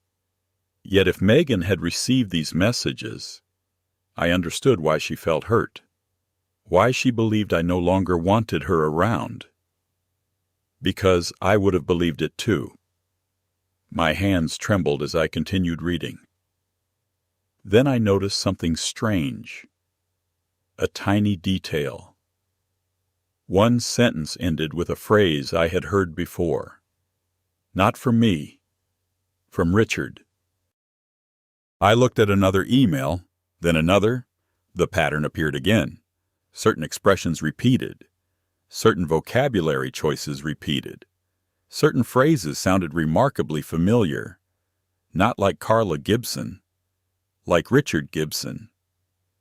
A chill moved through my body. Megan noticed my expression. You see it too, I nodded slowly. These sound like him. They do.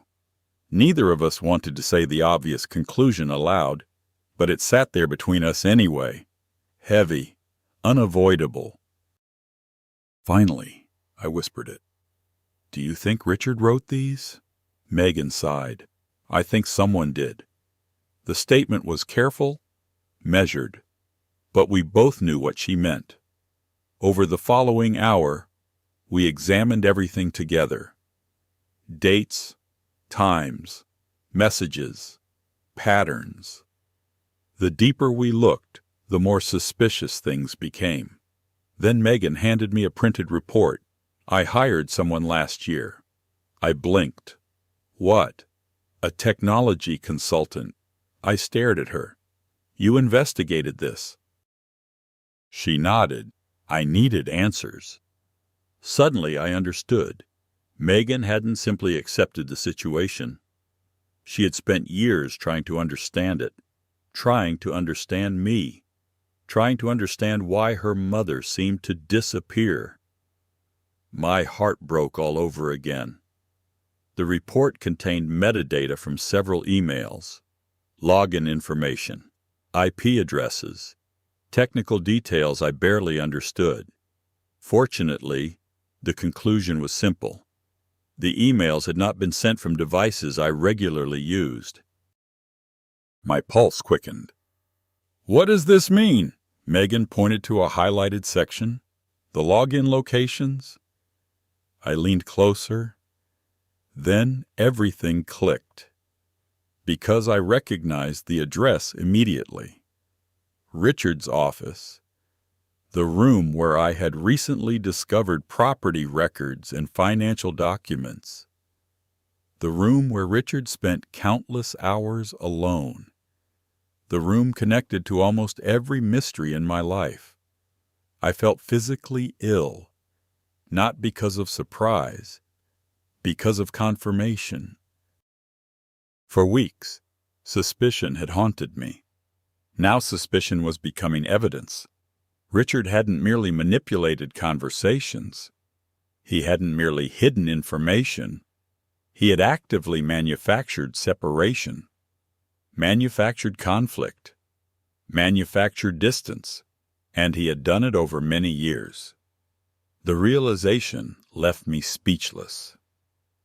Megan reached across the table, placed her hand over mine. "Mom?" I looked up. She was crying again. So was I. "I'm sorry." The words escaped before I could stop them. "Megan, I'm so sorry." Immediately she shook her head. "No. I should have known." "No. I should have fought harder." Again she shook her head, this time more firmly. "Mom, stop." I fell silent. Her voice softened. "You were manipulated, too." The statement hit me harder than expected, because for weeks I had focused on Richard's betrayal, his affair, his schemes, his greed. I hadn't fully processed something equally important. I was a victim, too. Not weak, not foolish, manipulated. There is a difference. People like Richard survive by exploiting trust, by isolating people, by controlling information, by creating confusion. And somehow, over the years, he had done exactly that. Not only to me, to Megan as well. The realization hurt, but it also brought clarity. For the first time, neither of us blamed the other. We both understood who had been standing in the middle, who had benefited from the separation, who had encouraged the misunderstanding. Richard. Always Richard. Eventually Megan opened the third box. This one contained photographs, hundreds of them. Emily growing up, school events, dance recitals, birthdays, family vacations, moments I should have witnessed, moments I should have shared, a lifetime compressed into a cardboard container. I smiled through tears while looking at them. Emily at 10, Emily at 12, Emily at 14. Each picture represented time I couldn't recover, but it also represented something else, a future still available, a relationship not permanently lost, a family still worth fighting for. As the afternoon sun faded outside, Megan and I sat together on the couch. The boxes remained scattered around us, evidence of both heartbreak and hope. Then Megan said something that made me sit upright, something I hadn't considered before. "Mom, there's another reason I think Richard wanted us apart." My stomach tightened. "What is it?" She hesitated, then answered quietly, "Because if we stayed close." I waited. "I would have warned you." The room became silent, and suddenly I realized she was right. If Megan and I had remained close, Richard's plans might never have succeeded, because someone who loved me would have noticed. Someone who knew me would have questioned the strange emails, the missing invitations, the financial changes, the personality shifts. Richard didn't just need control over my assets. He needed isolation. And that meant separating me from the one person most likely to expose him, my daughter. For the first time since this nightmare began, I truly understood how long he had been planning, and just how much he had been willing to destroy to get what he wanted. The drive to Seabreeze Cottage felt surreal. Richard was in an excellent mood, almost euphoric. He hummed along to songs on the radio, stopped twice to buy snacks, kept talking about future renovation ideas. Future renovation ideas. The irony nearly made me laugh, because sitting beside him was the one person standing between him and everything he wanted. Me. And for the first time since discovering his betrayal, I wasn't afraid of what would happen next. I was curious. Because after weeks of lies, hidden documents, secret meetings, and manipulation, we had finally arrived at the moment Richard had been working toward. The final stage. I could feel it. So could he. As we crossed the bridge leading toward the coast, I watched him carefully. His excitement wasn't the excitement of a husband enjoying a weekend getaway. It was anticipation. The anticipation of someone expecting a reward. The anticipation of someone convinced success was only hours away. By the time we reached Seabreeze Cottage, the late afternoon sun painted the ocean in shades of gold. Normally, the sight would have brought me peace. This house had always been my sanctuary, the place where life felt simpler, safer. Now it felt like a battlefield. Richard carried luggage inside while I stood on the deck overlooking the water. The waves rolled toward shore exactly as they had throughout my entire life. My father once told me something while standing on this same deck. The ocean teaches patience. At the time, I didn't understand. Now I did. Patience had become my greatest weapon.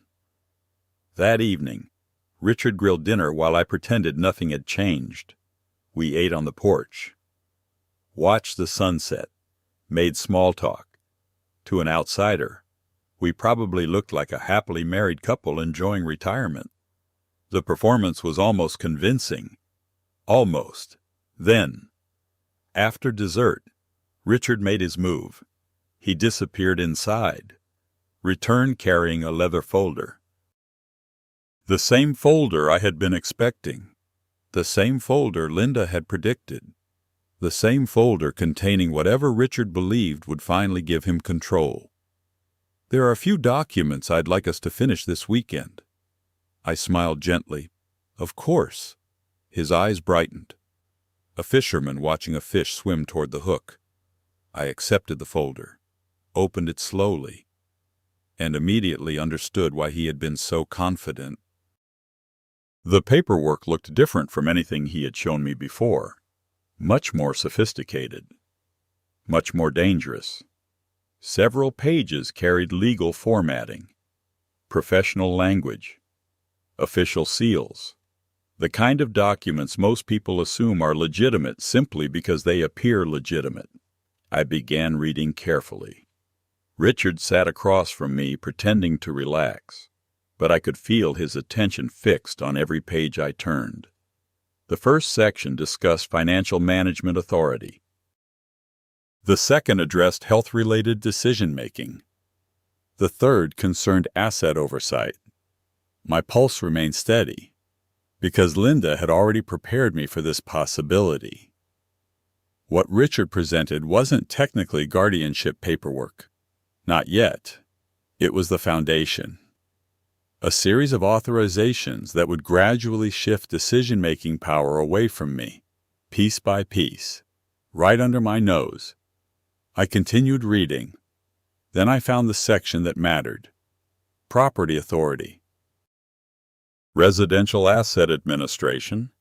Occupancy management. Transfer recommendations.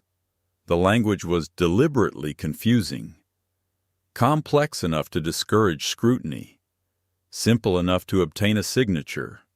Richard finally spoke. "Everything okay?" I looked up. Smiled. "Just reading." He laughed softly.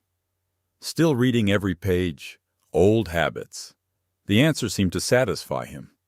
At least temporarily. I continued turning pages. Then I discovered something unexpected. Something neither Linda nor I anticipated. A physician's statement. Attached near the back. My stomach tightened. The document referenced concerns regarding memory decline. Cognitive impairment. Recommended oversight. For several seconds, I couldn't believe what I was seeing. Then I looked closer. The physician's name appeared at the bottom. Someone I had never met, never visited, never spoken with. A stranger. And somehow this stranger had supposedly evaluated my mental condition. The realization made me physically sick, because it confirmed something terrifying. Richard wasn't merely hinting that I was forgetful. He was actively building documentation to support the claim. Documentation he hoped could eventually justify legal control. I slowly closed the folder. The room became quiet. Richard watched me carefully, waiting, expecting, believing. Finally, I spoke. "This is a lot." His smile returned. "I know.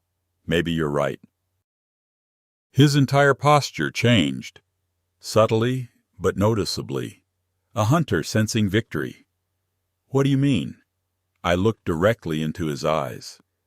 Maybe I've been holding on to responsibilities longer than I should. The lie hurt, but it worked. Richard visibly relaxed. The tension disappeared from his shoulders. For weeks he had worried I might resist. Now he believed resistance was collapsing. Exactly as planned. Exactly as Linda predicted. He reached across the table, touched my hand. "I only want what's best for you." The words almost made me laugh. Instead, I nodded. "I know. Another lie. Another necessary lie."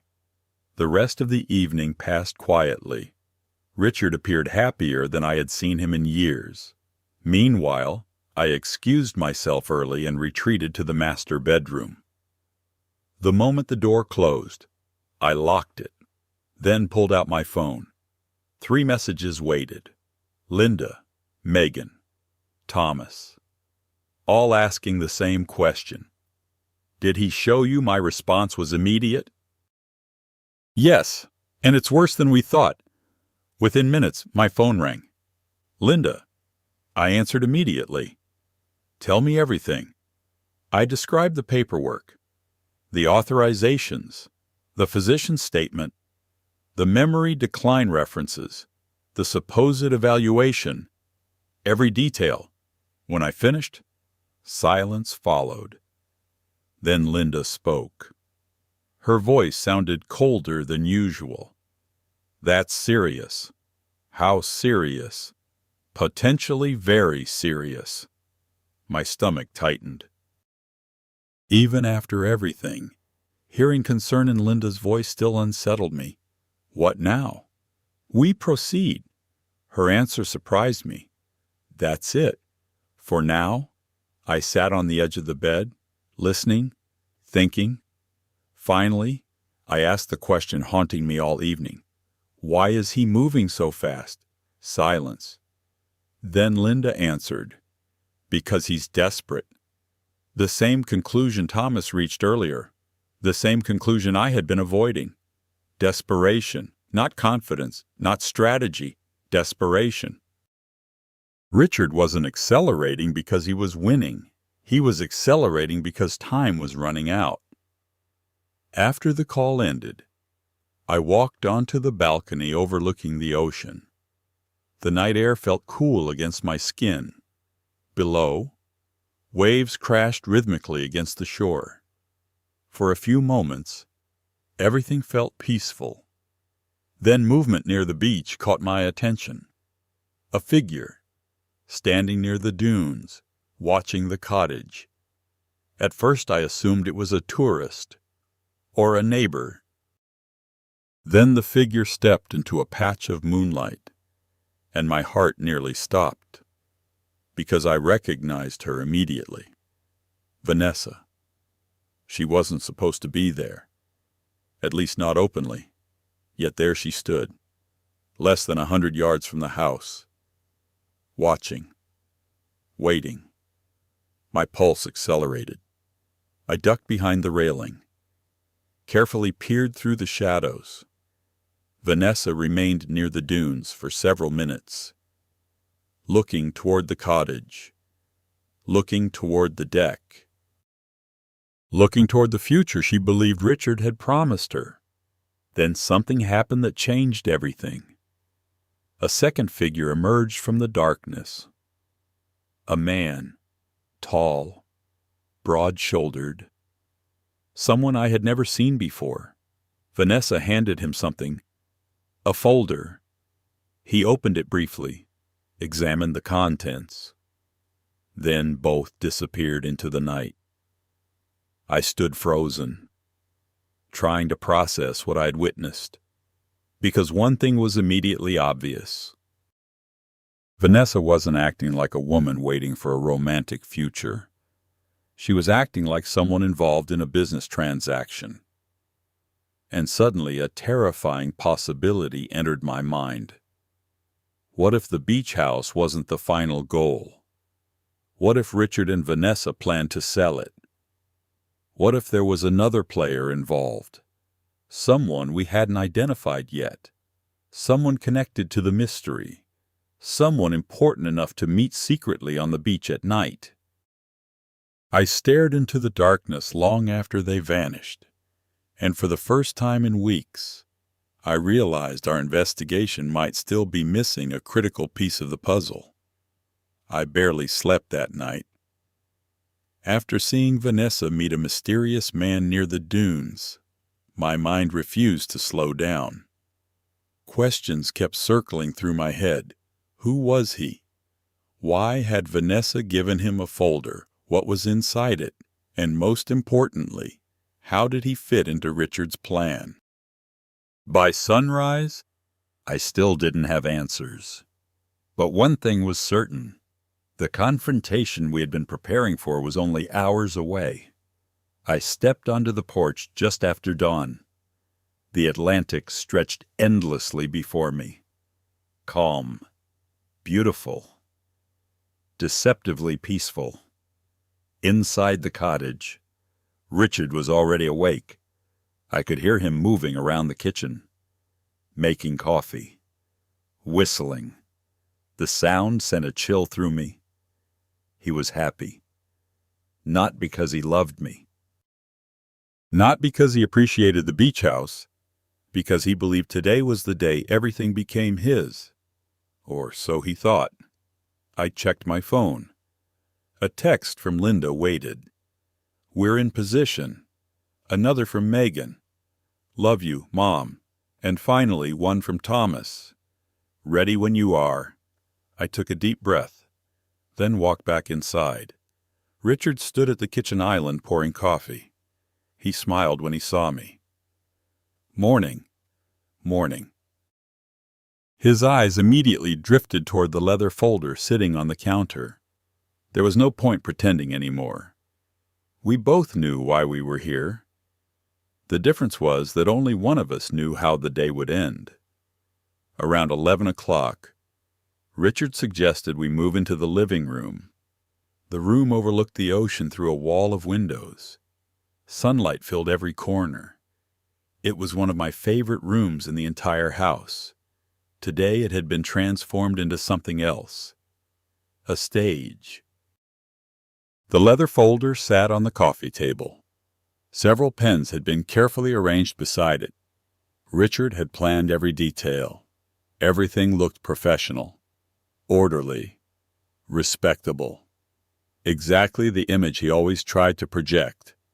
I sat across from him, calm, patient, waiting. Richard opened the folder, removed several documents, then slid them toward me.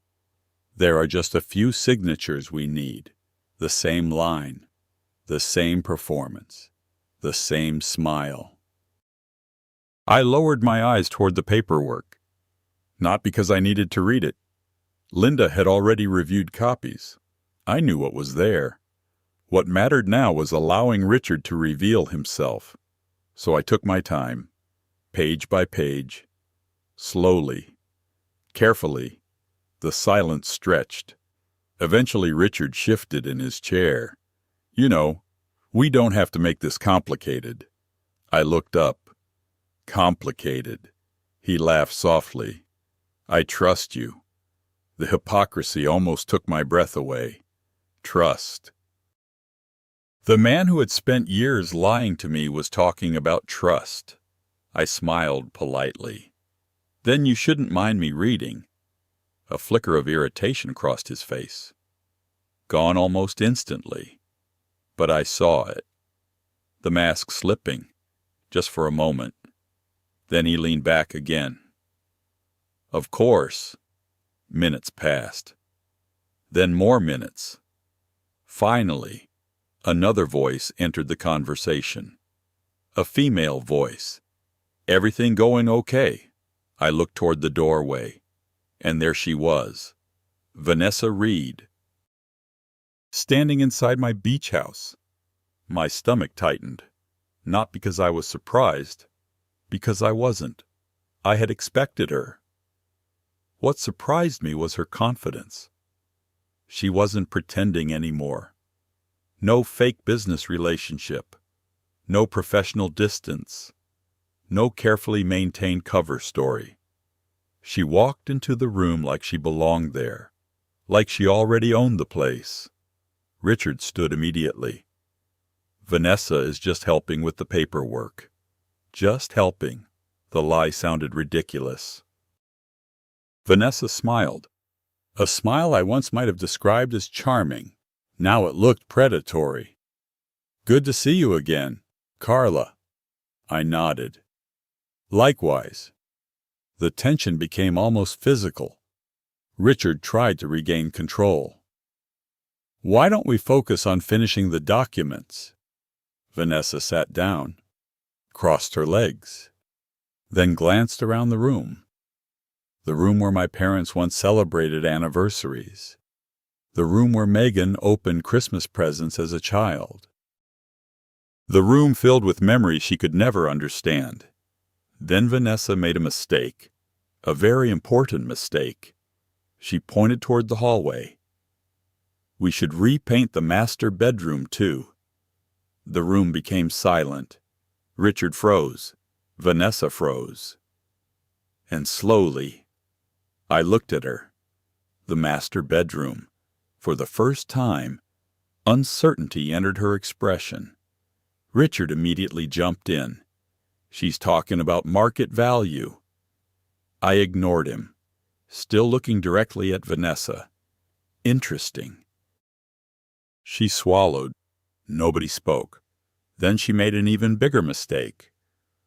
Well, if we're going to live here... The moment the words left her mouth, she realized what she had done. Richard closed his eyes briefly. Vanessa looked horrified. And I smiled. Not because it was funny, because the performance was finally over. No need to continue pretending. Richard's face hardened. The transformation was immediate. Gone was the caring husband. Gone was the concerned partner. Gone was the patient protector. For the first time, I saw the real Richard. Cold, calculating, angry. What exactly are you implying? I laughed softly. Implying. Then I looked toward Vanessa. You sold your condo, didn't you? Silence. I continued. Richard promised you this house. Neither answered, which was answer enough. The room remained still. Then Richard stood. His voice became sharper. Carla, you're confused. There it was. The strategy. The same strategy he had been building for years. Confused. Forgetful. Unstable.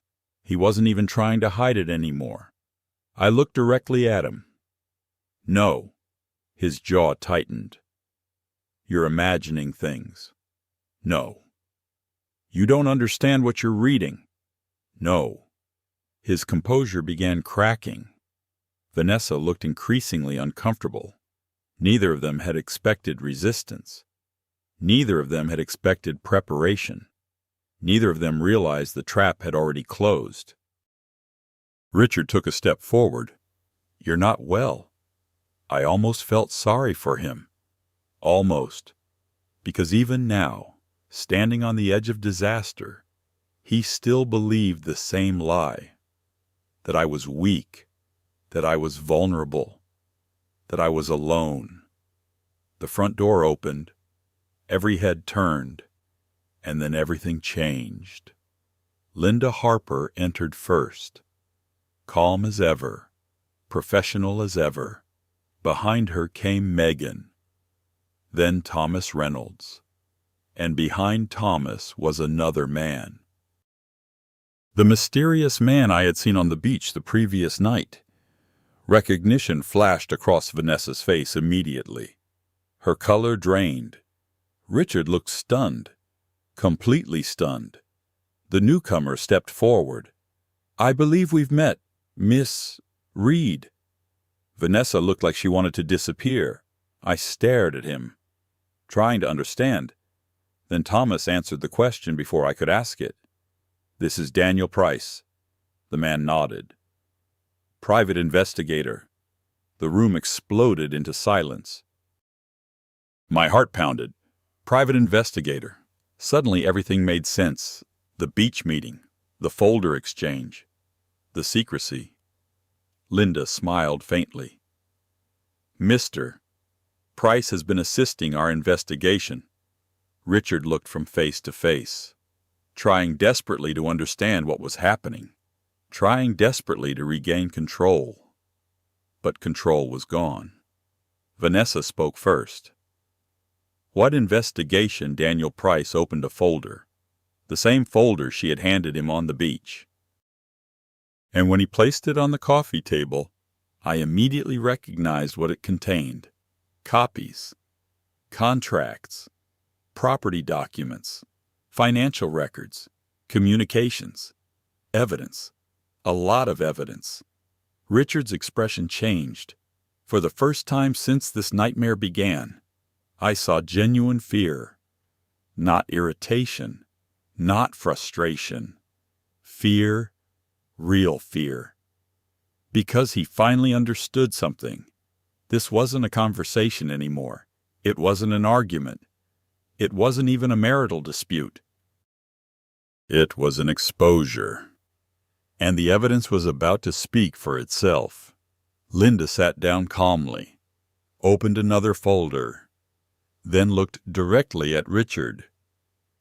"Before anyone signs anything today," she said, "I think we need to discuss why you're attempting to transfer rights to a property that neither you nor Carla actually own." The color vanished from Richard's face.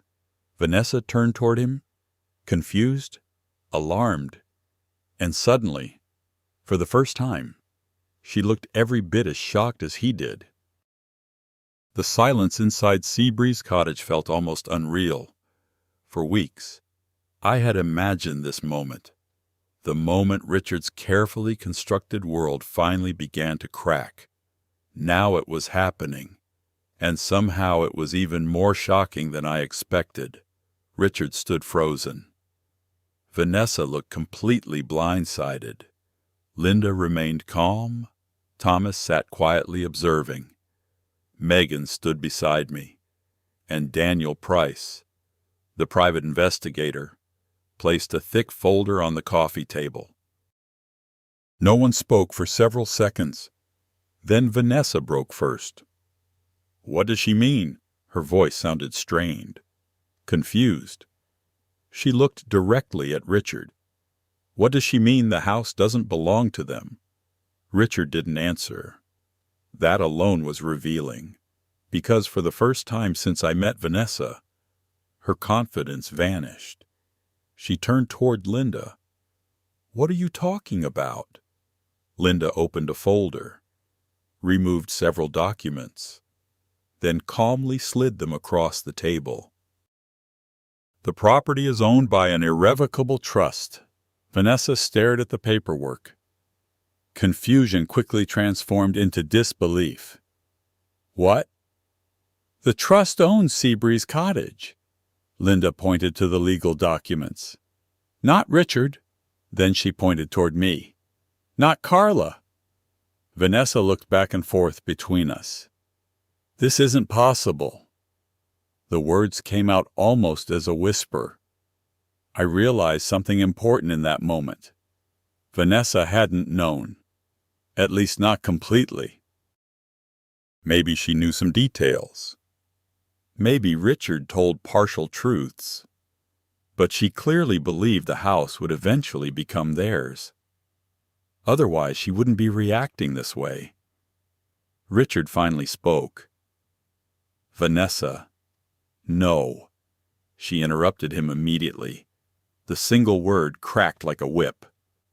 "No." Her eyes locked onto him. "You told me this was settled. Nobody moved. Nobody interrupted. Years of deception were finally colliding, and neither Richard nor Vanessa could stop it." "You said the house would be ours." Richard opened his mouth, closed it again, then tried another approach. "It's complicated." The worst possible answer. Vanessa laughed, a harsh, bitter laugh. "Complicated?" She pointed toward Linda. "Is she lying?" "No." Vanessa's face drained of color. The room became completely silent. Because everyone understood what that answer meant. Richard knew. He always knew. The documents Linda possessed proved it. 23 years earlier, he had signed paperwork acknowledging that Seabreeze Cottage could never belong to him. He knew. And despite that knowledge, he had spent years promising it to Vanessa. A promise he could never legally keep.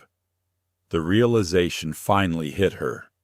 I watched it happen in real time.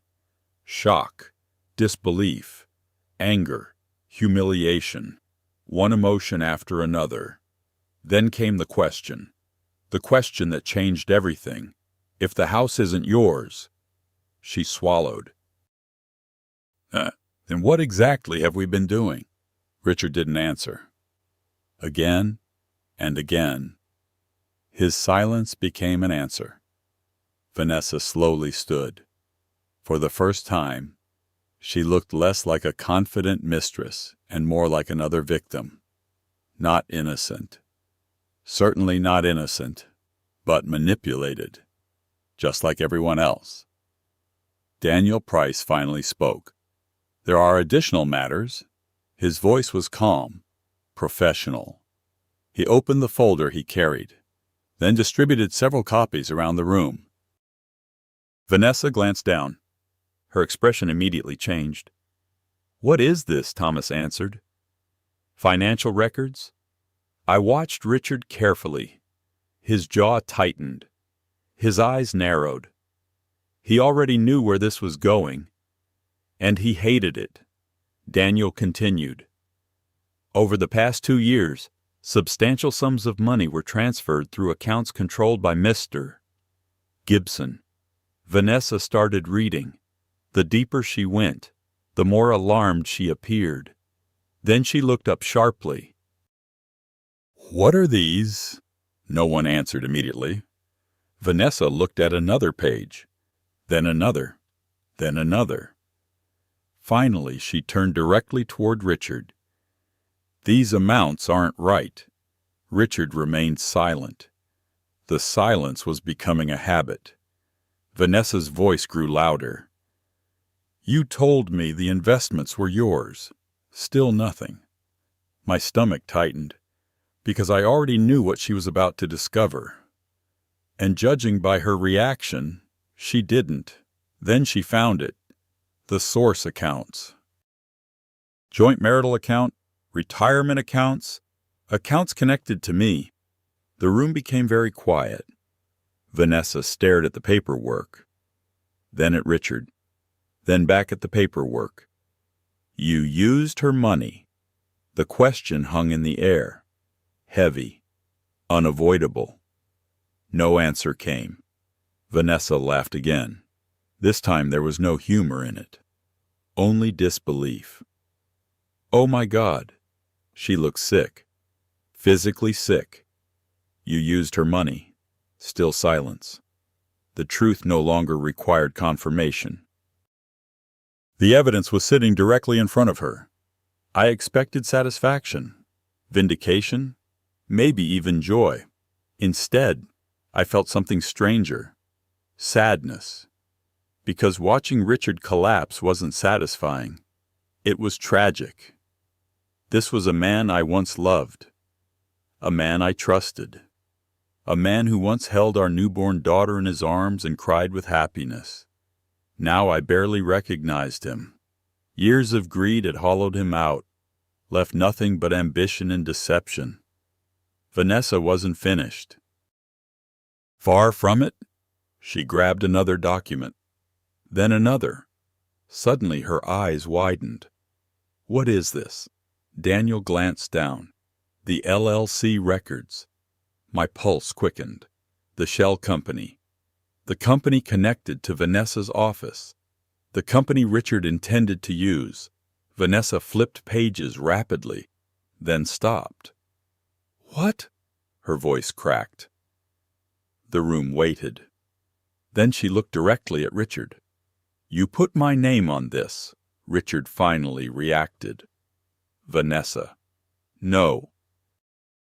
She slammed the papers onto the table. You put my name on this without telling me. The situation was escalating rapidly. Linda exchanged a glance with Thomas. Both remained silent, allowing the truth to emerge naturally. Vanessa looked furious now. Genuinely furious. What did you do? Richard stood abruptly, his calm facade finally shattered. I was trying to protect us. The statement exploded through the room. Protect us. Us. Not me, not Carla, not our marriage. Us. Him and Vanessa. The confession landed heavily. For the first time, Richard stopped pretending. And once he started talking, he couldn't stop. Years of pressure were finally breaking through. I did everything for us. Vanessa stared at him, speechless. Richard continued, I was trying to build a future. His voice grew louder, more emotional, more desperate. I gave everything to make this work. Then came the sentence that changed everything. The sentence that revealed the true heart of his betrayal? I deserved that house. Silence. Absolute silence. Because in that moment, every lie suddenly made sense. Not love, not romance, not destiny. Entitlement. Richard believed he deserved Seabreeze Cottage. After all these years, after decades of marriage, after helping maintain it, after living beside me. Somewhere along the way, he convinced himself the house should be his. And once that belief took root, everything else followed. The affair, the manipulation, the financial theft, the lies, the separation from Megan, all of it, one poisonous belief. I deserve it. The realization seemed to hit Vanessa too, because her anger suddenly disappeared. In its place came understanding, not agreement, understanding. She was finally seeing the man behind the promises, the man behind the charm, the man behind the fantasy, and she didn't like what she saw. Then Daniel Price opened one final folder, the thickest folder of all, the folder everyone had been waiting for. Inside were transcripts, photographs, recordings, investigation reports, evidence collected over months. Daniel placed it on the table, then looked directly at Richard. We haven't even discussed the forged communications yet. Richard's face went white, completely white. My pulse accelerated, because I knew exactly what Daniel meant. The emails, the messages, the years of interference between Megan and me. Richard looked like a man watching a train approach with nowhere to run. And for the first time since this nightmare began, I realized something important. The affair wasn't actually the worst thing he had done. Not even close. Because the next set of revelations was about to expose the betrayal that hurt the most, The betrayal of family. The room felt heavy with silence, not the peaceful kind, the kind that comes after a bomb explodes. The kind that follows a truth nobody can take back. Richard stood motionless beside the coffee table. Vanessa remained seated, staring at the evidence scattered before her. Megan stood beside me. For the first time in years, my daughter and I were on the same side of something, and somehow that mattered more than Richard's downfall. Daniel Price opened the final folder. The one containing evidence related to the messages, emails, and communications that had driven a wedge between Megan and me. Richard saw the folder and immediately understood. His face tightened. His shoulders stiffened. His breathing changed. It was the reaction of a man who already knew what was inside. Daniel removed several documents, then placed them on the table. These communications were reviewed by independent forensic analysts. Nobody interrupted. Multiple emails allegedly sent by Carla Gibson originated from devices and networks associated with Richard Gibson. The words landed like a hammer. Vanessa looked shocked. Megan closed her eyes briefly, and I simply sat there, listening, because hearing the truth spoken aloud felt different from suspecting it. Daniel continued. Several messages were routed through accounts that Carla Gibson did not regularly access. Another document appeared, then another, then another. A timeline emerged. Dates, messages, login locations, patterns, every piece fit together. Every piece pointed toward the same conclusion. Richard had interfered, repeatedly, deliberately, for years. Vanessa finally looked up. Why, the question was directed at Richard, not at Daniel, not at me, at Richard. And honestly, I wanted the answer too. Why? Why destroy a family? Why manipulate a mother and daughter? Why create years of pain? Richard stared at the floor, then finally spoke. They were always interfering. Megan laughed, a bitter laugh. Interfering. Richard looked toward her. Your mother trusted you more than she trusted me. The statement stunned everyone, including me, because it revealed something ugly, something deeper than greed, jealousy. Years of jealousy. Megan shook her head. You destroyed our relationship because you were jealous. Richard didn't answer directly, but he didn't deny it either. And sometimes silence is the loudest answer of all. I stared at the man I had married, the man I spent 23 years building a life with. And suddenly I understood something. Richard hadn't become this person overnight. The warning signs were always there. Small signs, subtle signs, things I ignored because I wanted to believe the best about him. The affair, the manipulation, the financial theft. None of it appeared from nowhere. It grew slowly, quietly, like rust spreading beneath paint. Then Vanessa stood. The movement startled everyone. She gathered several documents from the table, read them again, then looked directly at Richard. I sold my condo. Nobody spoke. Vanessa continued. I gave up my apartment. Still silence. I turned down another job opportunity because you said we had a future. Her voice began shaking, not from sadness, from anger, pure anger. Then she held up the trust documents. You knew this house wasn't yours. Richard looked away. Vanessa laughed again.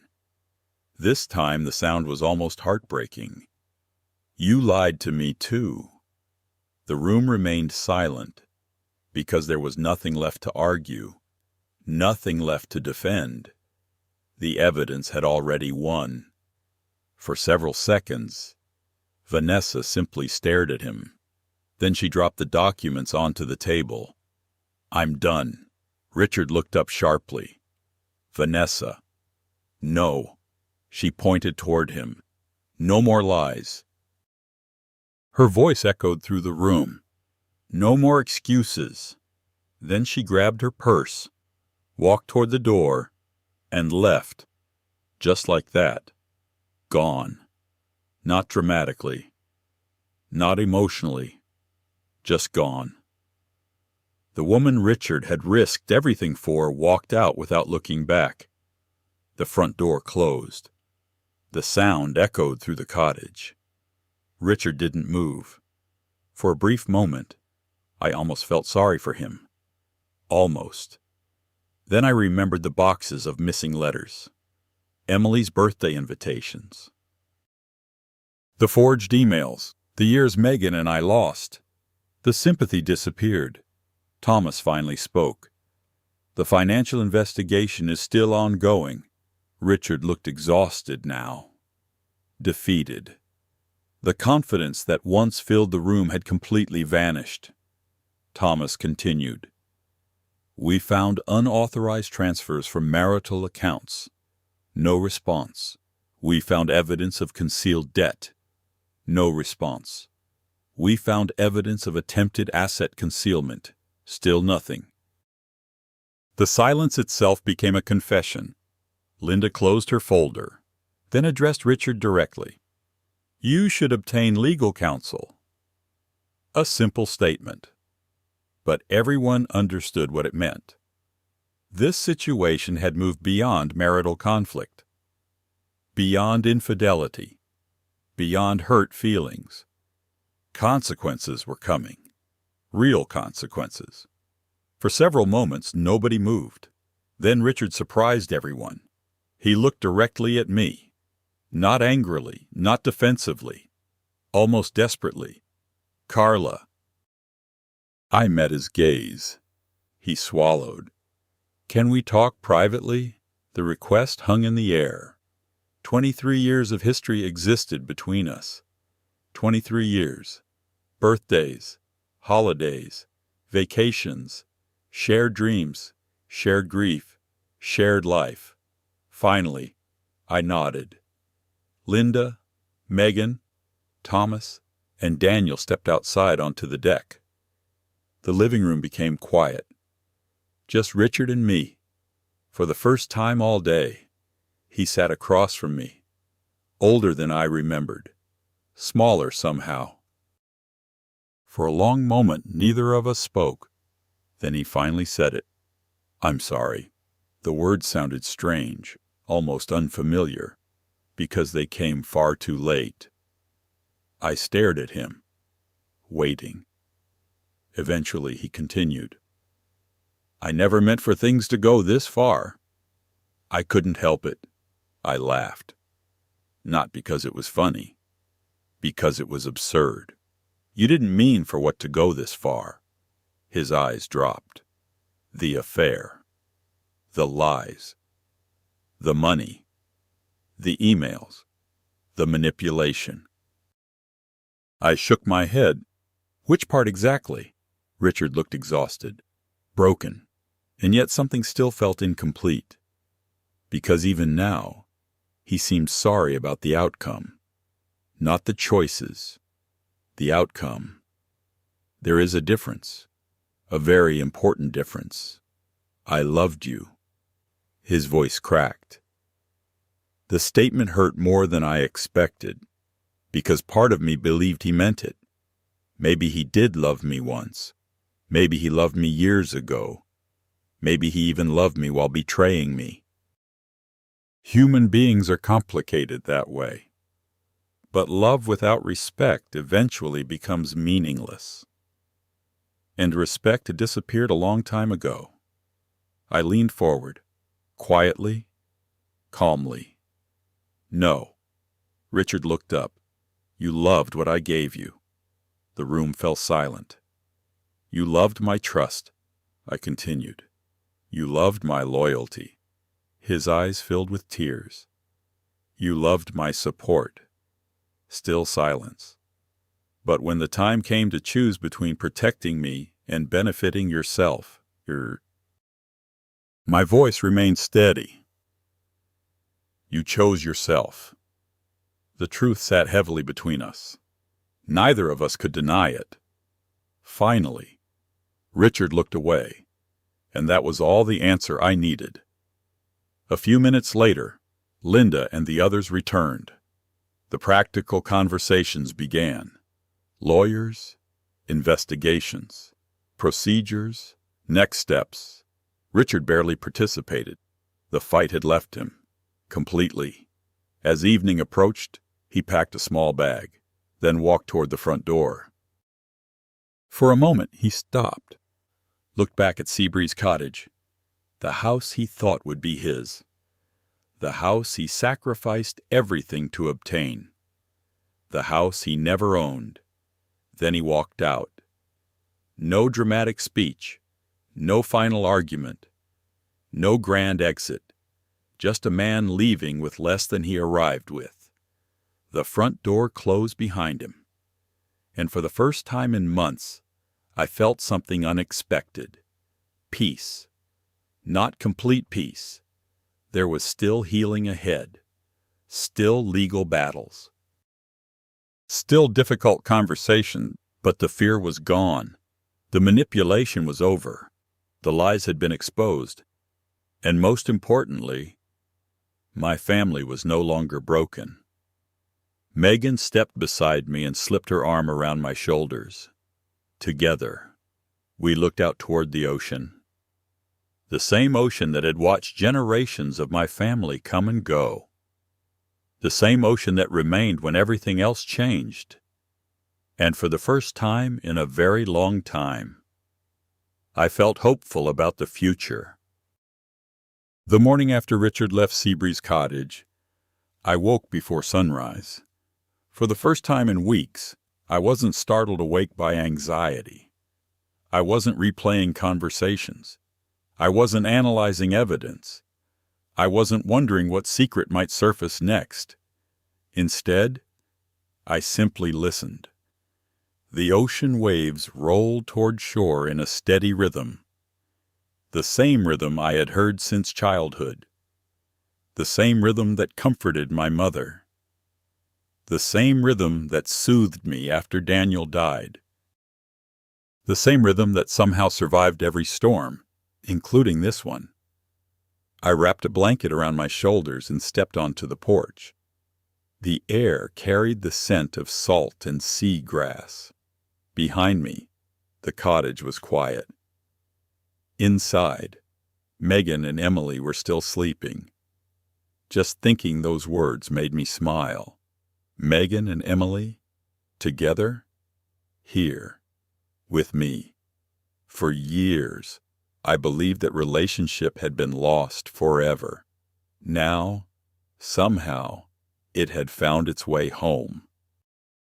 A few hours later, Emily emerged from the guest room carrying a mug of hot chocolate. At 16, she looked so much like Megan that sometimes it took my breath away. She sat beside me on the porch swing. For several minutes, neither of us spoke. Then she leaned her head against my shoulder. A simple gesture, but one that nearly brought tears to my eyes. I miss this place, I smiled. I missed having you here. Emily looked out toward the water. Mom always talked about it. The cottage, she nodded. She never stopped. Something tightened in my chest. Even during the years when Megan and I were separated, she had still kept this place alive in her stories. That knowledge meant more than I could explain. Emily continued. She always said it felt like part of our family. I looked at the cottage, the weathered blue walls, the wraparound porch, the dunes stretching toward the ocean. It wasn't just property. Never had been. It was history, memory, legacy. And now, thanks to my mother's foresight, it would remain exactly that. Later that afternoon, Linda called. The legal process was moving forward. Richard had hired an attorney. Several financial investigations were continuing. Asset recovery efforts had begun. There would be months of paperwork ahead, possibly longer. But the important part was simple. The threat was over. The beach house was safe. The trust remained intact. And Richard no longer had any realistic path toward controlling it. When the call ended, I expected to feel victorious. Instead, I felt reflective, because the story wasn't really about winning. Not anymore. At some point, the house stopped being the most important thing. The most important thing was Megan. The relationship we almost lost. The years we could never recover. That realization stayed with me throughout the following weeks. After returning home, life slowly began settling into a new rhythm. Not immediately. Healing never works that way. There were difficult conversations, painful memories, moments of anger, moments of grief, but there were also phone calls, family dinners, visits, small ordinary moments that felt extraordinary because we almost lost them. One evening, about 2 months later, Megan and I sat together on my back patio watching the sunset. The scene reminded me of Seabreeze Cottage. For a while we simply enjoyed the quiet. Then Megan asked a question. "Do you ever regret marrying him?" The question caught me off guard. I thought about it carefully before answering, because the easy answer would have been yes. But life is rarely that simple.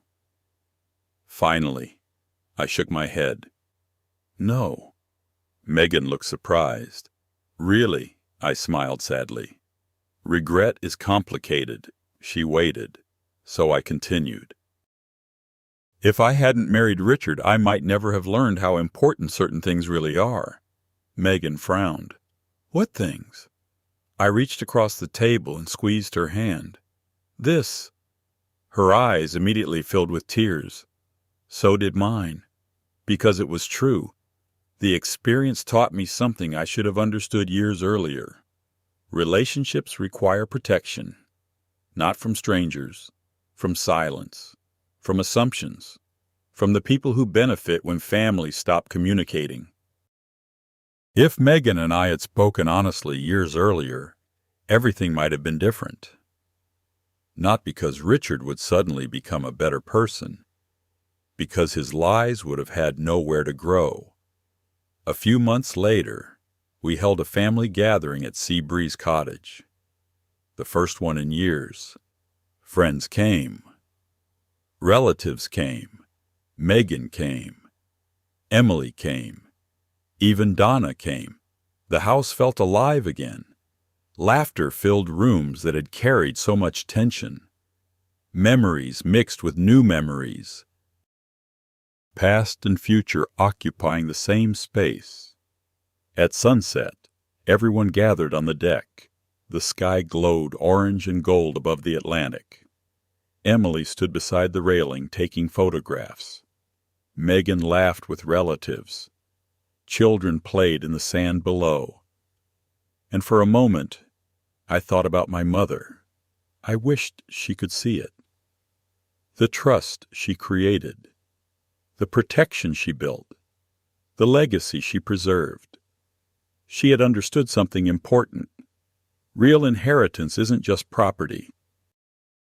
It's opportunity, security, family, the chance for future generations to remain connected.